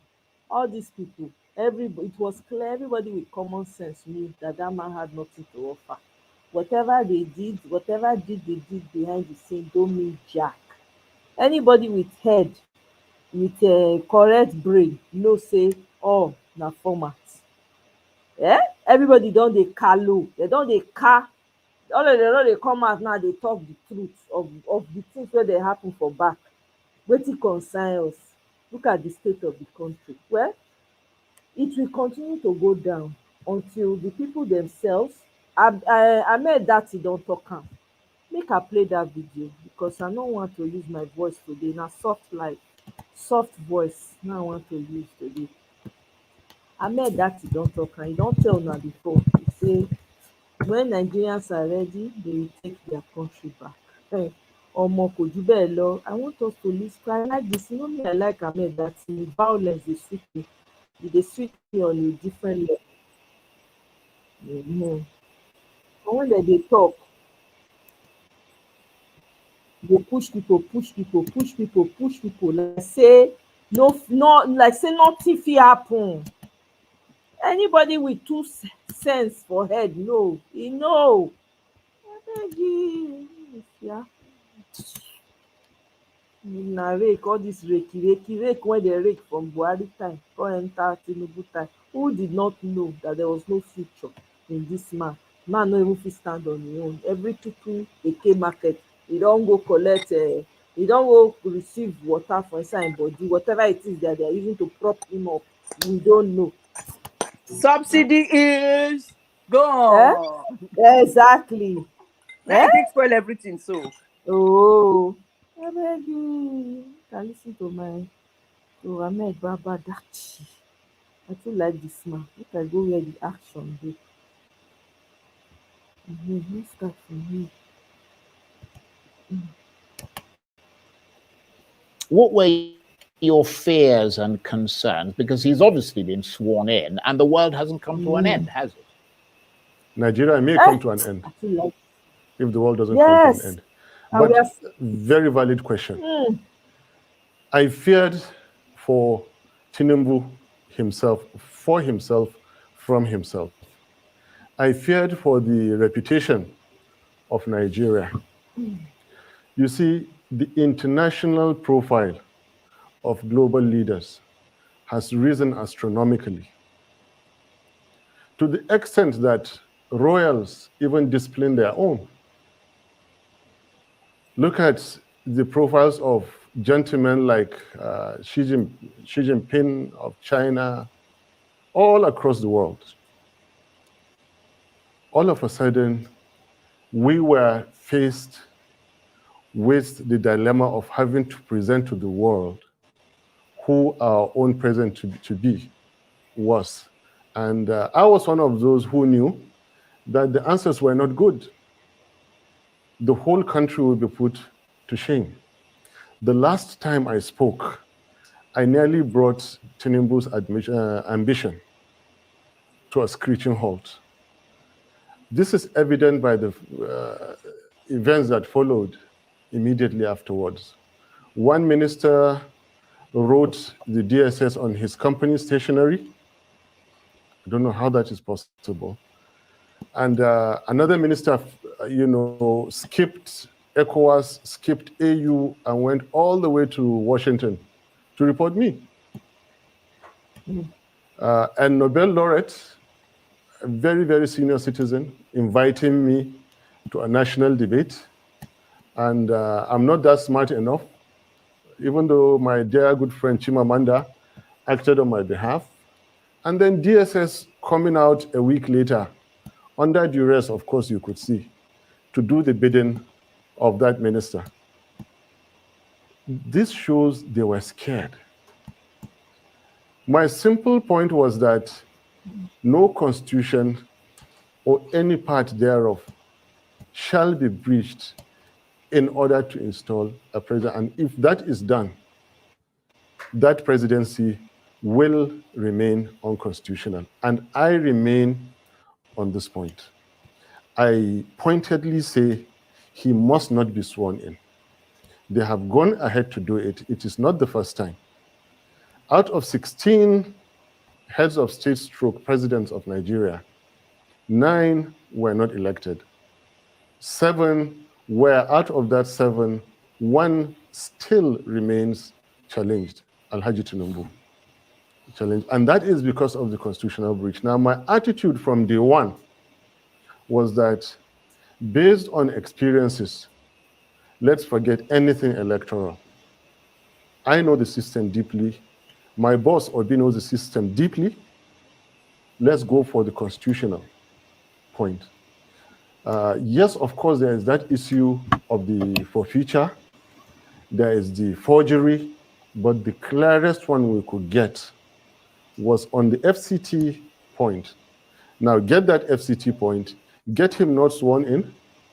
There are at least 2 other constitutional channels while sustaining democracy that we could have followed, but they wouldn't.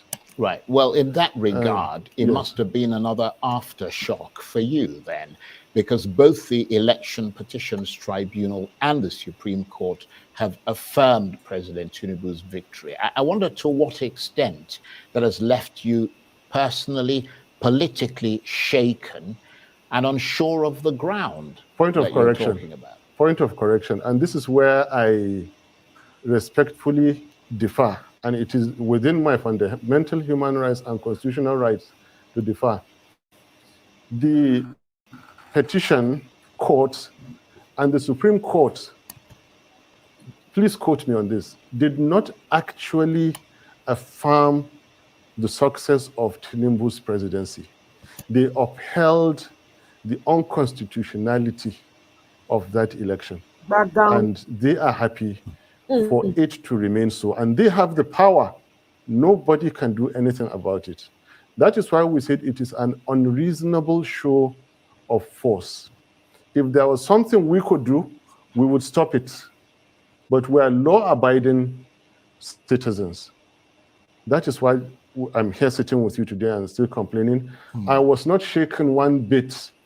I will never be shaken by certificate forgery, by forfeited money over narcotics. I will never be shaken by IREV switched off in the middle of the game when they saw us winning. Labour Party won 2023 presidential elections. No doubt about it.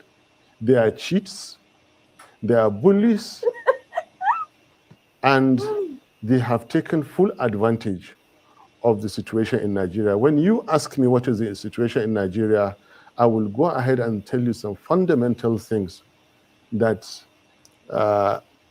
say why we are in this situation today. Right. Can I go ahead? Yeah, but let me ask you this, though, Yes. because you're making the point, the points you're making, obviously, as you said, that it's your right to air your sort of Yes. assessment. But we are now unquestionably in the Tinubu era, and he's clearly made some bold moves since he was sworn in on May the 29th. What do you think his presidency has delivered so far? Disaster. Thank you. There is nothing bold or making appointment. Thank you. I wish they can interview him now. Anybody can make appointments. Any right-thinking businessman, any public servant can make appointments. There is nothing. People jump over you, pay money, buy appointments. Most of the appointments you see are well, that's paid an for. allegation we can't substantiate, of course. Anyway, what I'm saying, there is nothing about making appointments. You should be talking about the Naira. Like this man, I beg. Has fallen down to 1,250. You should be speaking about 26 Nigerian soldiers that were killed in neighboring Niger State. Exactly. Something that has never happened in all Nigerian military missions throughout Africa. Nigerian military are dreaded because they are good, they are professional, yet in our backyard they kill our soldiers under Tinubu. What is bold in having your soldiers being killed? To rub it in, they followed with killing another 8 soldiers. To rub it in, villages almost on daily basis, that is the news, everywhere in Nigeria. This man has delivered nothing and is poised to deliver nothing. Well, they have not moved an inch Nigeria from consumption and waste to production, and they will not do it. They will not stop the killings and start the healing. Well, they will not stop the stealing and start the keeping. And they will not stop slide of Nigeria, and they cannot start the climb. Well, I mean, the international community, certainly some in the international community, would beg to differ with your assessment, because I wonder what your reaction is to the latest Fitch International Ratings Agency, which is hugely respected across the world, and that is the front page of this day newspaper today. Fitch has rated Nigeria's credit worthiness as stable. It's given it a B-. I mean, surely that suggests that international confidence, and it did actually say that, in the Tinubu government is growing. Well, can I just make the point? Even though, in fairness to some of the points that you're making, according to Fitch, that rating is constrained by what they described as weak governance, low non-oil revenue, security challenges, which you talked about, high inflation, low forex reserves, and weakness in the exchange rate framework. Nevertheless, for somebody who just started in office about 5-6 months ago, to have that kind of rating from... I have a lot to say. Yeah, go ahead. To have that kind of rating is pretty impressive. Charles, it would have been more productive if you... Did you see that? Mrs. Omarege, did you see that? Yeah, I mean, Did you see him giving him this sign of cut, cut, cut, cut, cut? That's what I meant that he was doing. This is the first time I'm noticing it. He kept doing. Let me play it again. Okay, maybe I didn't get Yeah, that. I think you missed. Yeah. I think most people must have. I didn't even notice it. I'm like, what? It's almost like get over with it already. Yeah, that's exactly what he was doing. Let me play. Rating. See? You get it? You see it? Oh my God. I'm just seeing it for the first time. My head, no From I have a lot to say. Yeah, If you go would ahead. allow me. To have that kind of rating is pretty impressive, isn't Charles, it would have been more productive if you listen to Nigerians on the streets. Thank you. More productive if you go into the villages and find out from those whose families are abducted.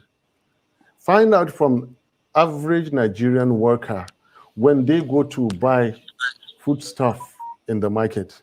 Not Fitch. Fitch don't know you. They don't know Nigerians. They don't know. Look, I live on statistics. I eat, I sleep statistics.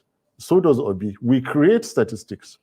Yeah, but Fitch are the people who give. Are you forgetting who impress the international Fitch, community to bring their investments into this Are country? you forgetting the likes of Fitch and those rating agencies are those who were largely responsible for the 2008-9 financial crisis? But look, let's not go into those lines. Let's come back to Nigeria. All I'm telling you, you're looking the wrong way. If you want to know what's happening in Nigeria, come to us in Nigeria and don't read those statistics because they are misleading. They always speak about growth. It's not growth actually that matters, those figures that give you, because there is nothing as misleading as far as welfare is concerned as growth. The stethoscope you use in measuring the heartbeat of an elephant, for example, China, cannot be the same one you use to measure the heartbeat of a rat. Smaller countries, I won't call any country a rat. Do you understand? Leave that aside. Let's come back to Nigeria and speak about what is happening in our streets, in our villages, in our markets. These people have not done any bold step. The only bold thing they did was to shut down IREV. The only bold thing they did was to misapply force on the weak Nigerian institutions that we have. Now, ask this question. I've been getting paid $30,000 a month, if not more. Let me show you. Here, For someone that has been playing God, in quotes, for such a long time like Alhaji Tinubu, and it is time for a mortal, like maybe Obi, or somebody to put him in his right place. For someone who has wielded so much power in a country like Nigeria, where is that power in the last 6 months for them to apply in our welfare and our security? They cannot do it. They are in power for themselves, for their ego, for their wealth, for their comfort, for their own considerations, not for Nigeria.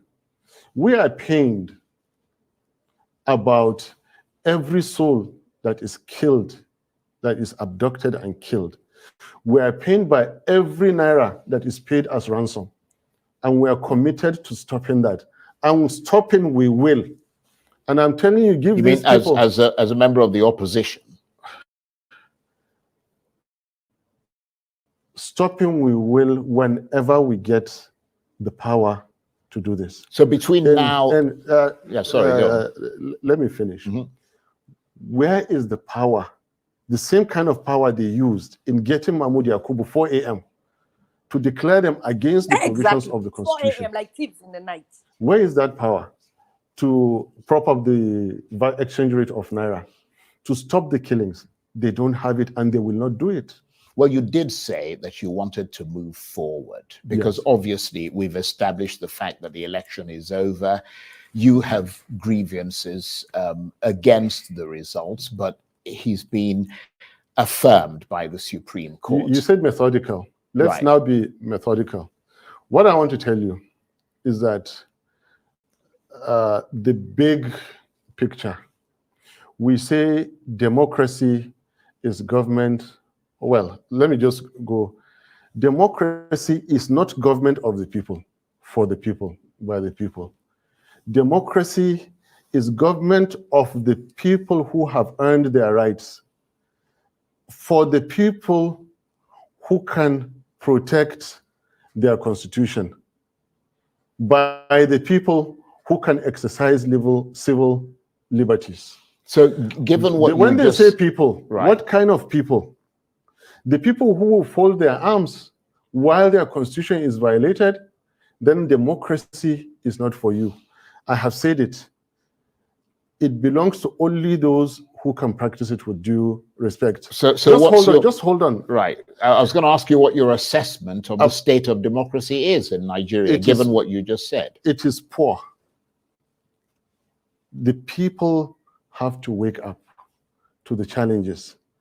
For a people that are ready to accept anything, then anything will happen to them.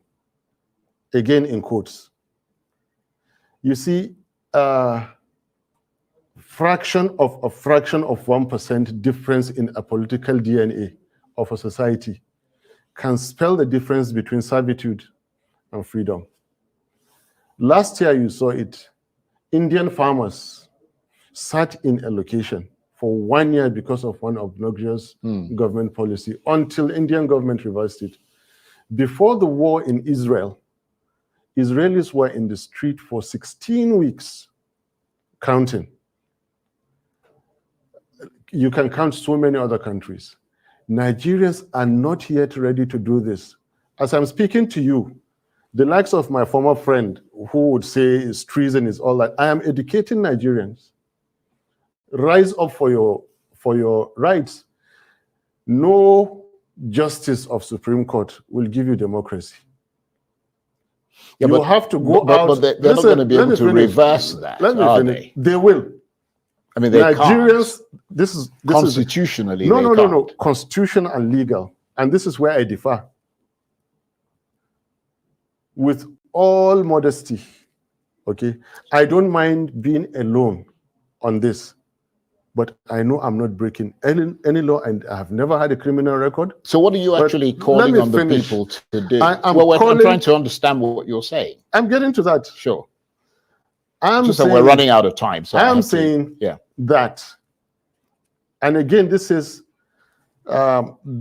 instructive. I'm saying that we, the people that stood to form the Nigerian Constitution today, it is not over. For we, the people, power is that which remains standing when there's nothing to oppose it. A leader is he who remains followed when there's nobody to challenge. Authority is that which is implemented when there is nothing to stop it. They have the leaders in place now with wielding authority with political power. But power and sovereignty belongs to the Nigerian people, we the people, on whose behalf an elected government is exercising that authority.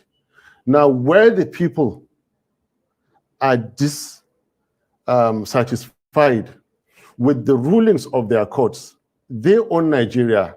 Alhaji Tinubu does not own Nigeria. Peter Obi does not own Nigeria. Yeah, but the Nigerians on the streets own Nigeria. But the ABC, listen, I'm getting to the point. The ABC would argue that you don't own Nigeria either. That you have a portion of the electorate that voted for you. I'm not telling you it is not over. I'm telling you it is not over. For Peter Obi and me, it is over. For we, the people, the Nigerian people, at any point in time, they can take back Nigeria. Especially where their constitution has been violated. Especially where all that the Supreme Court ended up doing was to sustain the unconstitutionality of a certain election. Let me come in here, because between now and 2027, which is when the next presidential election is due, how do you think things will play out? And what role do you see yourself and Peter Obi and the Labour Party playing in that? When the Nigerian people rise to defend their constitution, anything can happen. And well, this is not. That sounds quite a bit worryingly. Look, we are in a worryingly frightening situation. I told you I'm not here to repeat what you've been hearing. And I was prepared to come here. I have never had a criminal record. I love my peace. And I'm repeating that when the Nigerian people decide, Nigeria is theirs for the taking. And any fraudulently elected government is fair game for them. Nigerian people have the right, the constitutional right. As we speak now, DSS can go and interpret. They have lawyers there, police, agent, they can go and interpret. The Nigerian people have that power. Not Obi or Atiku or anybody. Nigerian people have the power at any point in time to take their country. All they have to do, not even seek approval. They give notice. It's interesting. And listen, right? You turn away the barrel of your guns, away from the Nigerian people, and point them at the enemies of Nigeria. This country belongs to Nigerians. Well, you've made that point. When Nigerians decide, but if they want to practice democracy, they will take this country. It has happened before. The military decided, they took Nigeria for so long, they fixed Nigeria and handed it back.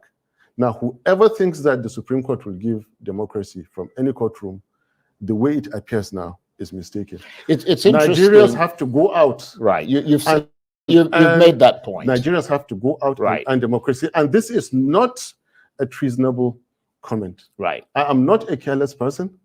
I have never. So you thought the things you're saying through. I thought it through very, very well. Well, this is the Constitution is made by Nigerian people. The Supreme Court is a sub of one chapter that the Nigerian people constitutionally came out that we the people, and the same constitution says that no person or groups of persons shall take over the governance of Nigeria or any part thereof, except as prescribed by this constitution. And go and read the constitution of Nigeria.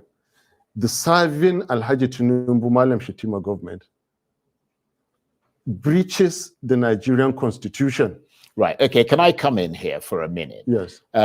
Because you mentioned Kashim Shettima. Yes. Your brother, the spokesman of the Northern Elders Forum, Hakeem Baba Ahmed, is of course now serving as a special advisor on political matters to the Vice President Kashim Shettima, which means that he might have to help Mr. Shettima to devise a strategy for dealing with political opponents such as yourself, his brother.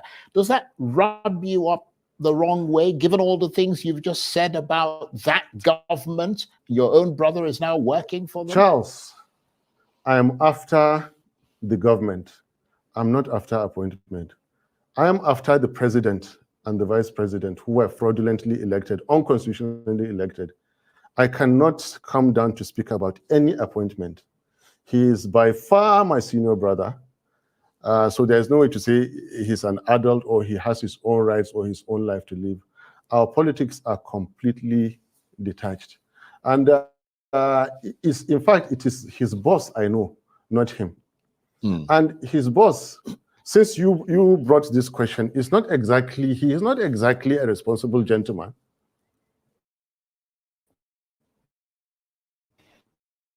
With the things they're doing. Now, you brought up this issue. I didn't want to talk about it. You see, they attempted something on my safety, on my security, and I was able to find out 10 minutes to time. And God so kind, I was able to avoid. They tried to get me into one of those yellow houses down the road, get people to come and arrest me there, and use that to rig the judgment. I became so inquisitive, and I dodged within 10 minutes, only for me to come and find out, based on strong suspicion, where it came from. And with what I see, then the strangulations in Lagos in the past, yes, they happened, and they were for a reason. The people gunned down in Borno State, it happened, and yes, it was for a reason. I think Peter Obi and myself have been lucky to have stood today to give that press conference. So the least, taking my senior brother to give him an appointment is the least of my worries. I'm not worried about any appointment. Right. Well, let me bring in another. If he likes, he can go and take the entire Baba Ahmeds and give them ministers. I don't mind. Well, let me try. I will still. You'll still stand by the things you say. It is an unconstitutionally which is Supreme impressive that you stand firmly by your beliefs. Yes. But you were called fascist by the Nobel laureate Professor Wole Soyinka because you and Peter Obi claimed you had won the election. He used those words. He accused you of trying to force a lie on the Nigerian people. How much did that broadside affect you, coming from someone with such a stature as Wole Soyinka? Please, I respect him too much, and I have more important issues to discuss. Let's go to another question. Right, so you don't want to talk I don't talk about... Okay, well, come back to Shetima, and I'll talk about Shetima. Well, let me talk about something... A very irresponsible gentleman. Let me talk about something that Be is he imminent. the vice president or whatever that he is, I'm telling you that he has conducted himself in so many ways in these 6 months that demean the office of vice president, and I'm not happy about it, especially the way he's been treating our elder, Atiku Abubakar. For God's sake, Atiku Abubakar is getting to 80. He is by no measure of imagination Shetima's mate. How can Shetima come out and say that the Kanuris crack jokes with Fulanis, therefore he's going to retire him to Dubai or Morocco? And these are very personal issues. What kind of an irresponsible statement is that to make? Well, I am not privy to having said that. For him, I having am, said and it that. is true. And obviously, the vice president's So all I'm office, saying is that leave Soyinka out. Yeah. Bring who matters to me, like Shetima. Bring Alhaji Tinubu. Look, even Tinubu, I have much respect for Tinubu. You heard Shawari criticizing me for me calling Tinubu uncle. I call him uncle. Where I said, you saw the picture that I went to greet him in the mosque, and they said that I went to plead. No, it's just respect. But the fact that I respect his age doesn't mean that I will not call him a drug dealer. Yeah, well, or a certificate forger. Well, I don't think you should call him those things. I will, unless you have. I will. That is why I said do not evidence and swear him in. Yeah, the evidence is there. Yeah, but can I just make the point that on Arise News, they have a right to reply to the things that you said. One of them will come tomorrow, and we're giving them that. One of them will come tomorrow. Let them come. We're giving them that right. Let them come and say that he didn't forfeit $460,000. Well, let them come and say that the I want to tackle you. I want to bring up issues, and I don't mean to interrupt you. My apologies, but I want to deal with issues. We've got about 5 minutes or so left. I want to deal with issues that are upcoming, because you did say at the outset you wanted to move forward. Off-season elections are, of course, due on November the 11th. In 3 states, Kogi, Bayelsa, and Imo. The Inspector General of Police has just redeployed the Commissioner of Police. That's not my line. In Imo. I don't have any answer for you. That's not my line. Right, because I was going to ask you, is it, I mean, we saw, for example, to assess the chances of the Labour Party there. That's not my line. Come back to the substance of democracy, of what the Fourth Republic has done. You know, we all have our specialities in this game that we do. I don't know about those elections. Yeah, but you're the vice president. I am, but I'm not that. The party political action. Speak to me on where I have strength. I know. Speak to me where I have strength on. That one is for the party chairman and His Excellency, my boss Peter Obi. They can handle that. But come back to the issue of constitutional breach. Come back to the issue of the rights of the Nigerian people. Come back to the fact that I keep telling you, it is not over. If the Nigerian people decide to rise, they will reclaim Nigeria. The Europeans came. There was no constitution. And they had power. They colonized Africa. So power is when you have the power to do and nobody can say. Now, Nigerians can take this power because their constitution has been breached. Right. That constitution is there. So we've they got, had faith. Right. Nigerians had faith. I think you've made that point over and over again. Right. We've Right. got about 3 minutes Yes. left. Yes. What is your next move? Continue in this line of protecting Nigerian constitution. Continue in this line of creating awareness in Nigerian political system. Continue in the Labour Party and the Obedient Movement with Peter Obi. Continue to sensitize Nigerians and then continue to tell the people in power that they have unconstitutionally taken over Nigeria, sustained by the Supreme Court, and they are destroying our dear country. They are destroying the future of our children. And for doing that, I will continue to say exactly what I have said in this interview. Doing that, if they were to, there is no way to fight an individual or group of individuals like to destroy their country or to destroy the future of their children. But if they were to approach you and Peter Obi and the Labour Party and said they wanted to sit down with you and look at the sort of reforms, for example, that could be put into Nigeria to make this place better for everybody. For example, things like restructuring, electoral reform.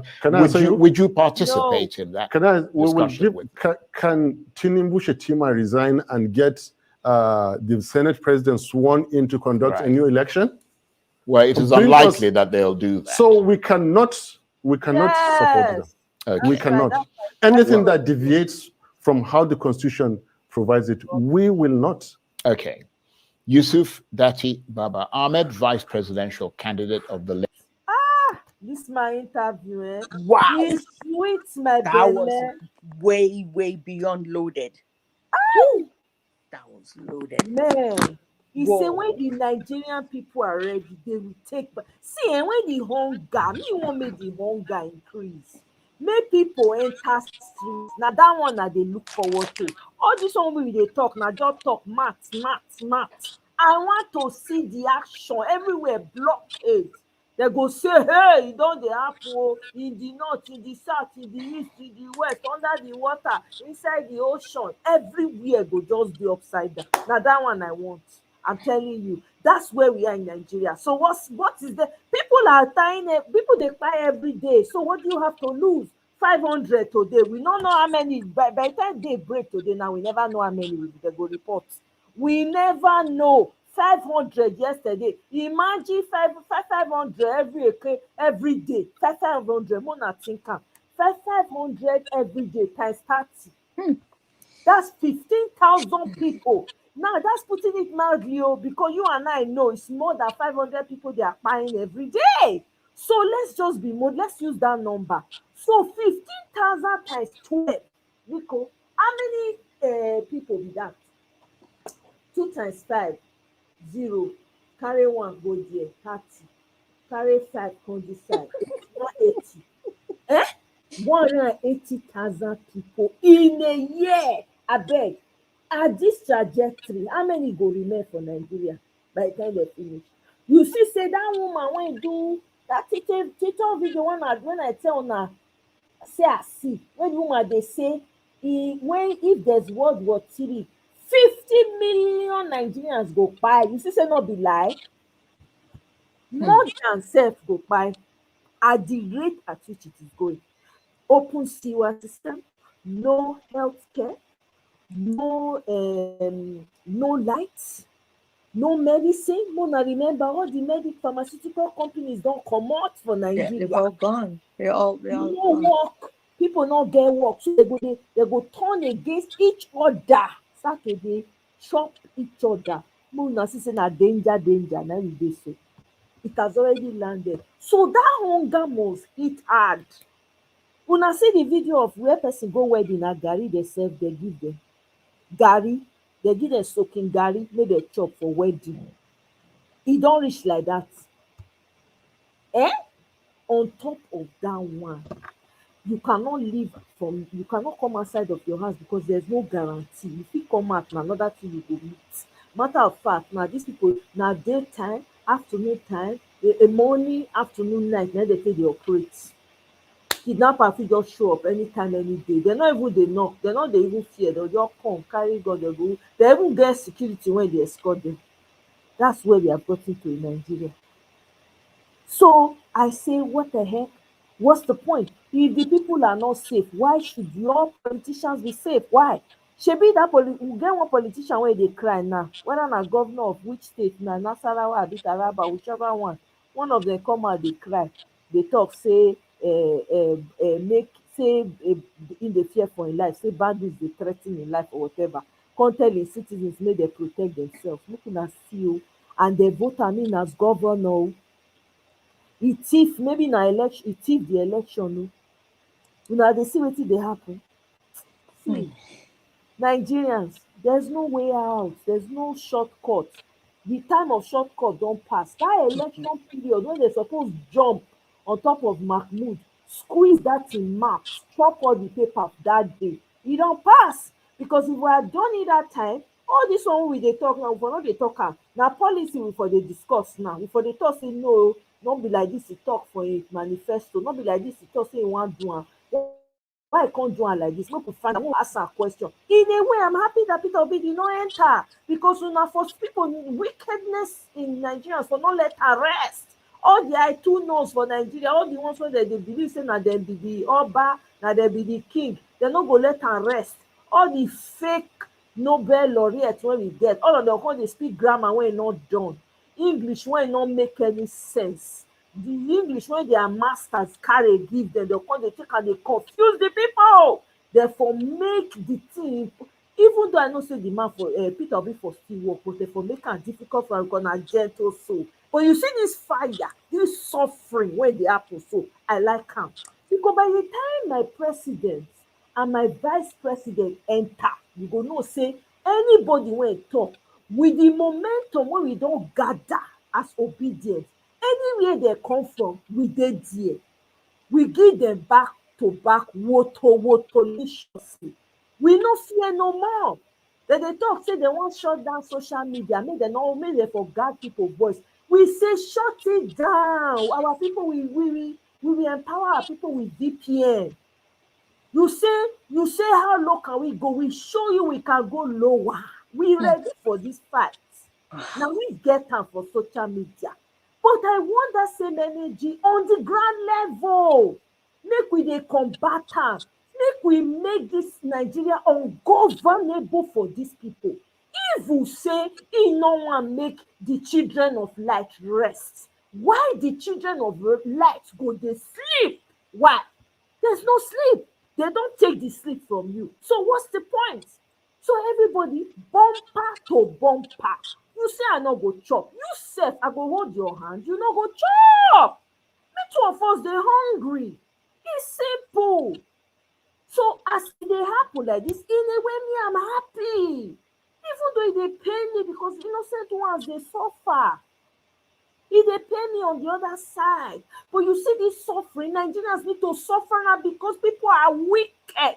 Nigerians are wicked. We have wicked people in our midst. We have descendants of slave traders in our midst. Una hear the story of that man from the west, from which side, whether na Ekiti, whether na Ondo, wherever he come from, where the man, the confederate say na chief, na he even go plot with Fulani people when they take by one of the monarch.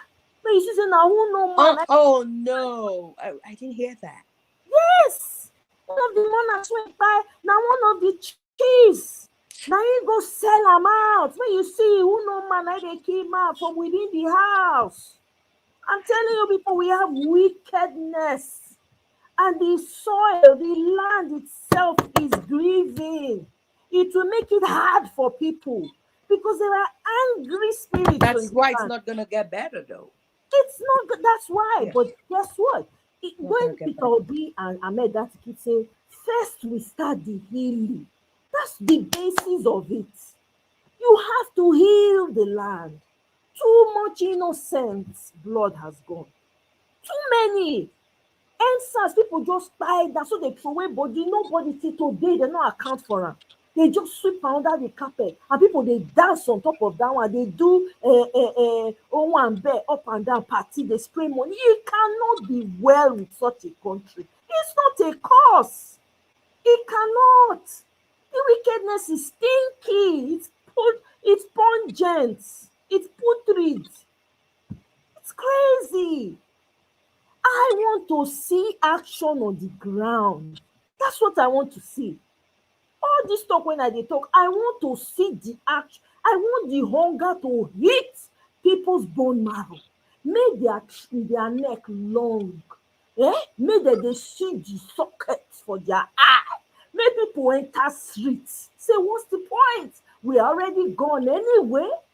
How many you want buy out of 200 million people? If all the state combine start to show the madness when they take people up, they no go fit stand down. We go run them out of that place.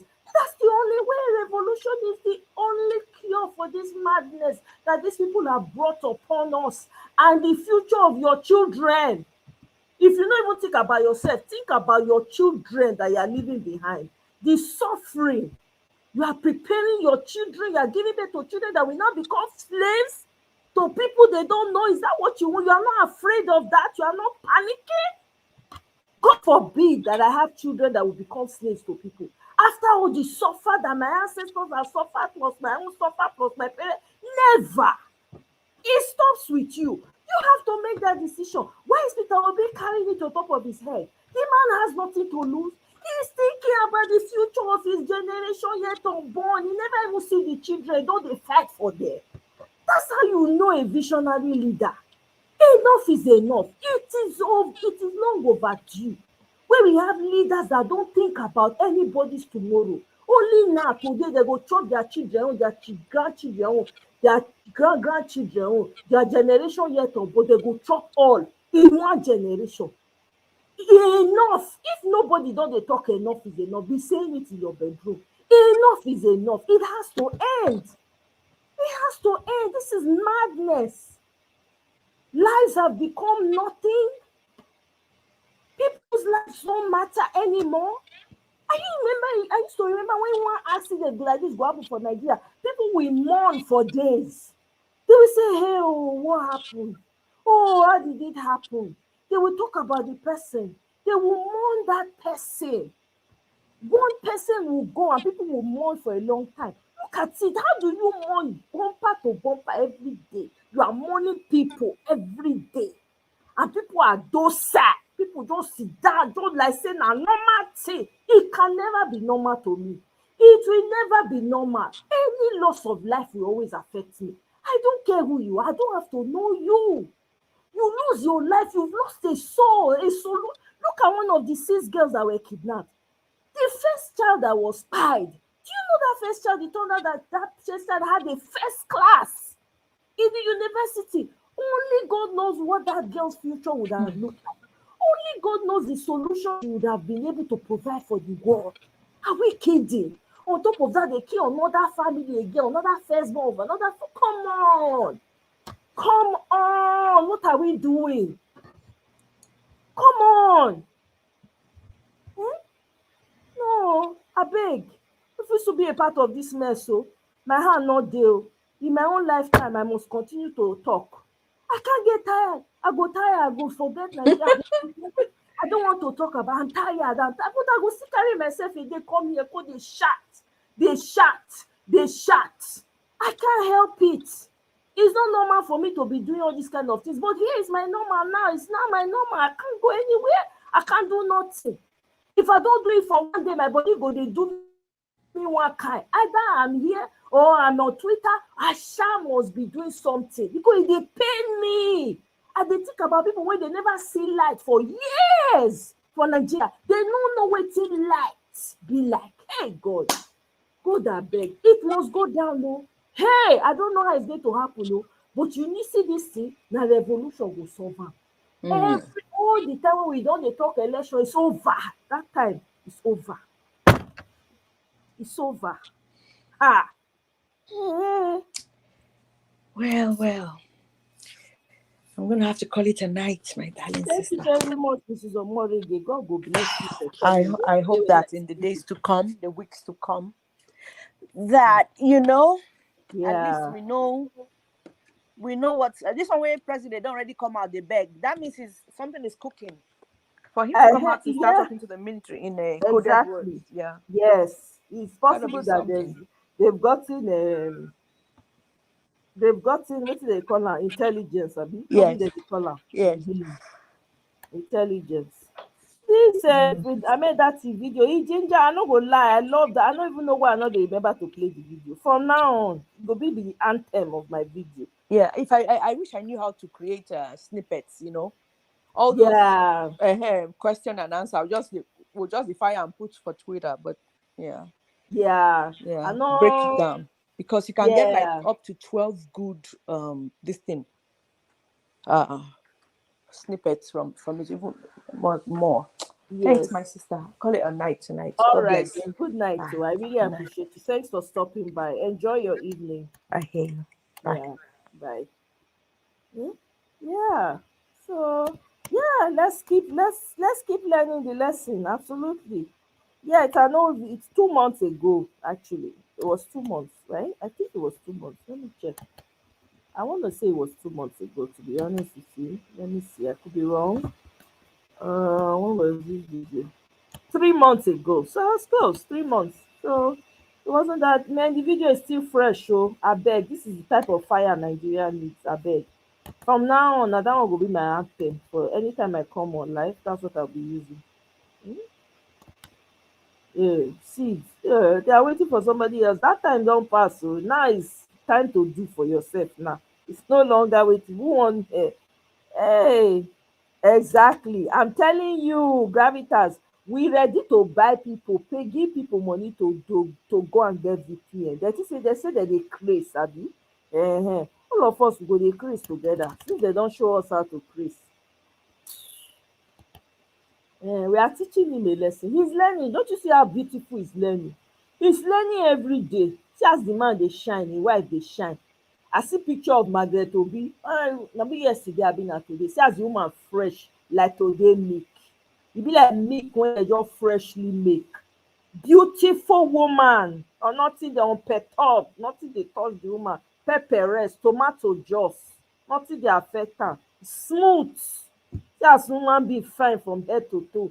Abeg Nigerians like make dem dey there. Dis man is just concerned because na Nigeria, na kukuma Nigeria. So he wan make whether we like am or not, the future of the children don bright finish. That's the truth. The future of the children, the ones yet unborn, e don already bright. So it's just the man is just a man of age. Na man wey get empathy for people, sympathy, dey pity for people. Na im make e still dey the mix. If to say e no send anybody papa, e for don enter house. Abeg make Ahmed Dati come give us interview again, abeg. I dey miss the man. Fire everywhere up. The guy all dey talk, e no care again. I enjoy the video.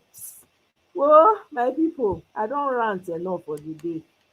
I don rant enough. Make I close. Actually, let me play this one video for you guys. Now. Una no buy me tea at all. Hey, my people.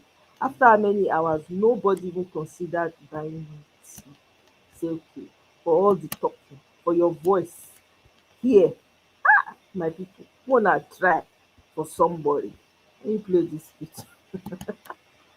Hey, let me play this video. Sorry, guys. Nigerians dey complain say new government no do this, e no do that. Oya, wetin dem promise us when dem dey campaign? Wetin be manifesto when dem dey campaign? Person no get agenda. E no talk say e go do this abi e go do that for una if e enter. When e dey campaign, e talk say egbe kini iwa emi no come, and e talk say we are going to generate electricity to those bodies. And kéèyàn kó di méjì sẹ́yìn kù díẹ̀ kó sáré fọ̀gẹ̀dẹ̀ pọ̀ náà ń pè yẹn in a Yoruba way soft. And he talk say we will be hungry and we learn how to manage our hunger. You where you dey collect salary, your salary no increase, and cost of living don cost. You no go know how you go manage. If you dey do 3 parallel before, you go know how to manage am to 001. Source, that's manage of hunger. So una no fit hold the new government responsible for anything. Based on say dem no promise anything. Una see people wey get manifesto wey dey talk say dem go do this, dem go do this. Una no vote dem na. And now we don enter Irunde.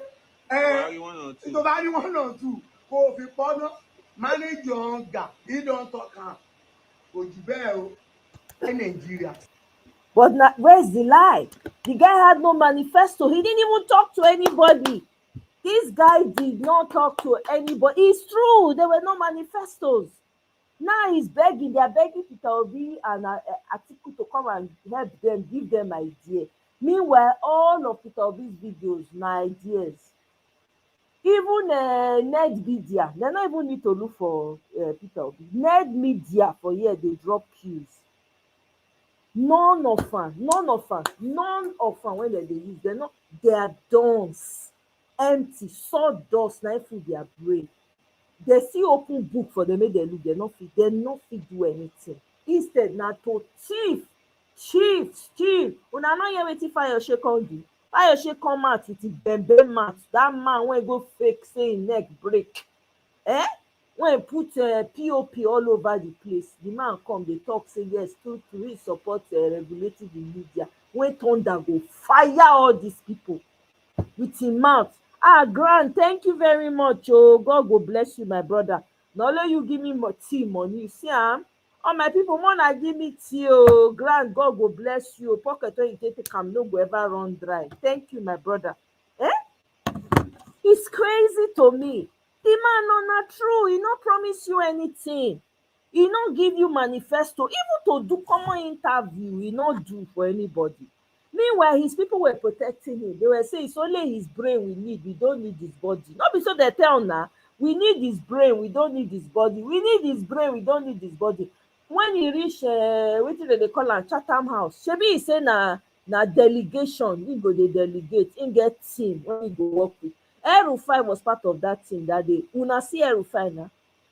All of them. All the thieves, people when they specialize in stealing billions, not millions, billions. Now go bring come to come sweep the remaining things from inside the house come out. And it's true, the guy in this video did not lie. Why are people complaining? The people that wanted his brain and not his body, they are not. Where are they complaining? Nobody should be complaining. All the people that voted for him, the market women, the pepper seller, the fish seller, they not. I don't know why they are complaining. It's just sad because some obedience are affected. That's the only thing that is paining me inside this matter. If to say this thing only Agbado people they affect, I tell you, I promise you, I won't even be bothered. I won't be bothered. Welcome, Mr. Chike. Welcome, my brother Oriyomi. Welcome, He said that your put on. See, teamship. Now so exactly. That's what his words. Teamship. He said na team. Sit down, do interview. They ask him, what will you do? He say if he talk now, they go steal me idea. Oh yeah, we are waiting for idea. Idea don't kaput. We will hit the floor running. He no even get up from the floor. He no fit get up. We are still waiting for it to pick up. He never fit get up. Every two market days, now they go France, go collect, go receive more drip so that he can continue to move. We don't know the deal when he don't strike with France leader now.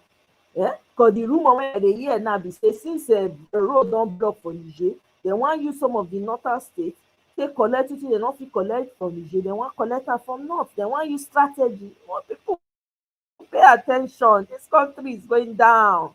It's going down. See, until he broke bottom before people will learn. Yeah, you're gonna learn, according to very dark man. I borrow the man word.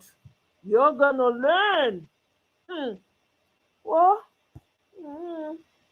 they thought that the Igbos will be suffering more. Unfortunately, Igbos know how to survive. Absolutely.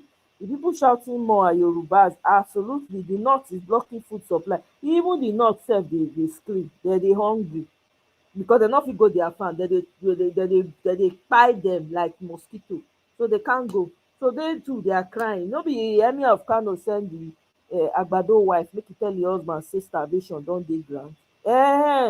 So na the Yoruba people, all the Yoruba Ronu people, na dem dey suffer am pass. Na dem dey suffer am.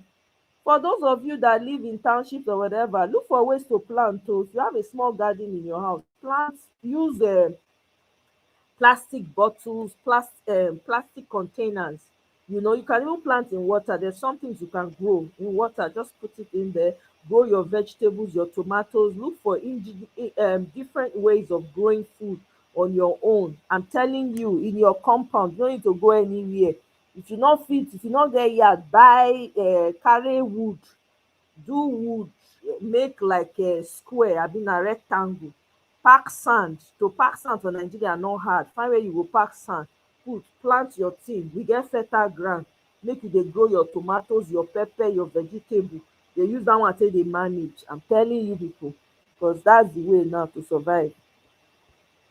The countries continue regardless English gradual slide into the abyss. I have advice to start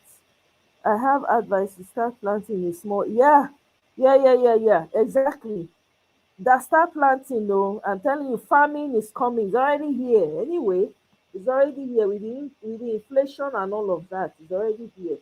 So start planting. If you have empty plastic containers, plant your tomatoes, your pepper, your small vegetables, plant am. In fact, you can even plant corn too. It just depends, plant your corn, plant your bitter leaf, all those small things that you don't need to go outside to go and get, plant it in here, you know and just manage yourself. Look for ways to get coconut. You can make your own coconut oil. You can even use coconut oil to cook. You can make coconut oil. You buy palm kernel seed. You can find palm kernel seed. Those ones, at least they should be reasonably cheap. Extract oil from it and be using it to be cooking, manage like that. Or you buy fresh palm kernel seed and find way to extract the oil from the kanda itself and use it to be cooking. Those are the options you have. Okay, that's it. Just if you have compound, if you are blessed with compound, plant your orange tree, avocado tree, lemon tree, plant your guava, whatever trees you want to plant it there. Before you know it, the apple, the thing don't grow. Okay, plant as many foods as you can plant. You fit even plant cassava. You can plant cassava, depending. You can create small for cassava, for yam. You can, if you have compound, utilize what you have now. All those people that are building houses and then using interlocking, according to Kene, you go use interlock till you ruin the greenery from your area. I hope you are learning, because you people will interlock, is everything is concrete. I don't know who they teach you now that style of building house. I don't understand. You want to live in concrete everywhere. You need to have nature, green. You need to have tree that you can go and sit under the tree with shade. The tree will shade you from the sun. I don't understand Africa. Nigerians are copy, everything na copy. Una no know the reason why dem dey do am. Una go carry dey do. I no understand this kind copy method. You must have green in your compound. Green. E go even protect you from this direct ray of the sun. No, you want to do it your way. The money being sent now from diaspora is triple now. Survival mode na where Nigeria dey.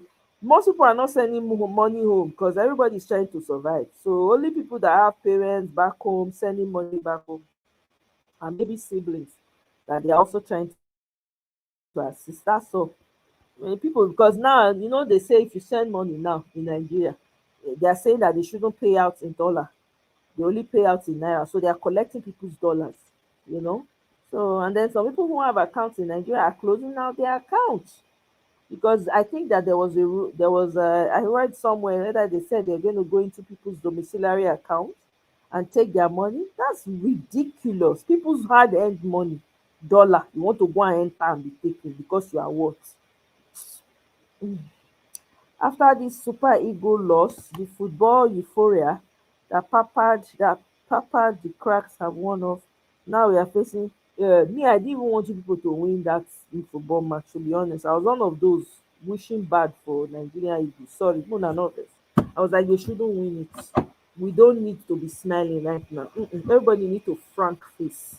We don't need it.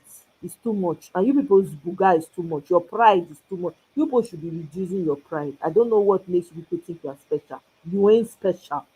Okay? You have work to do at home. You have work to do. You have work to do. You people should go and fix home. Of jumping up and down call of football.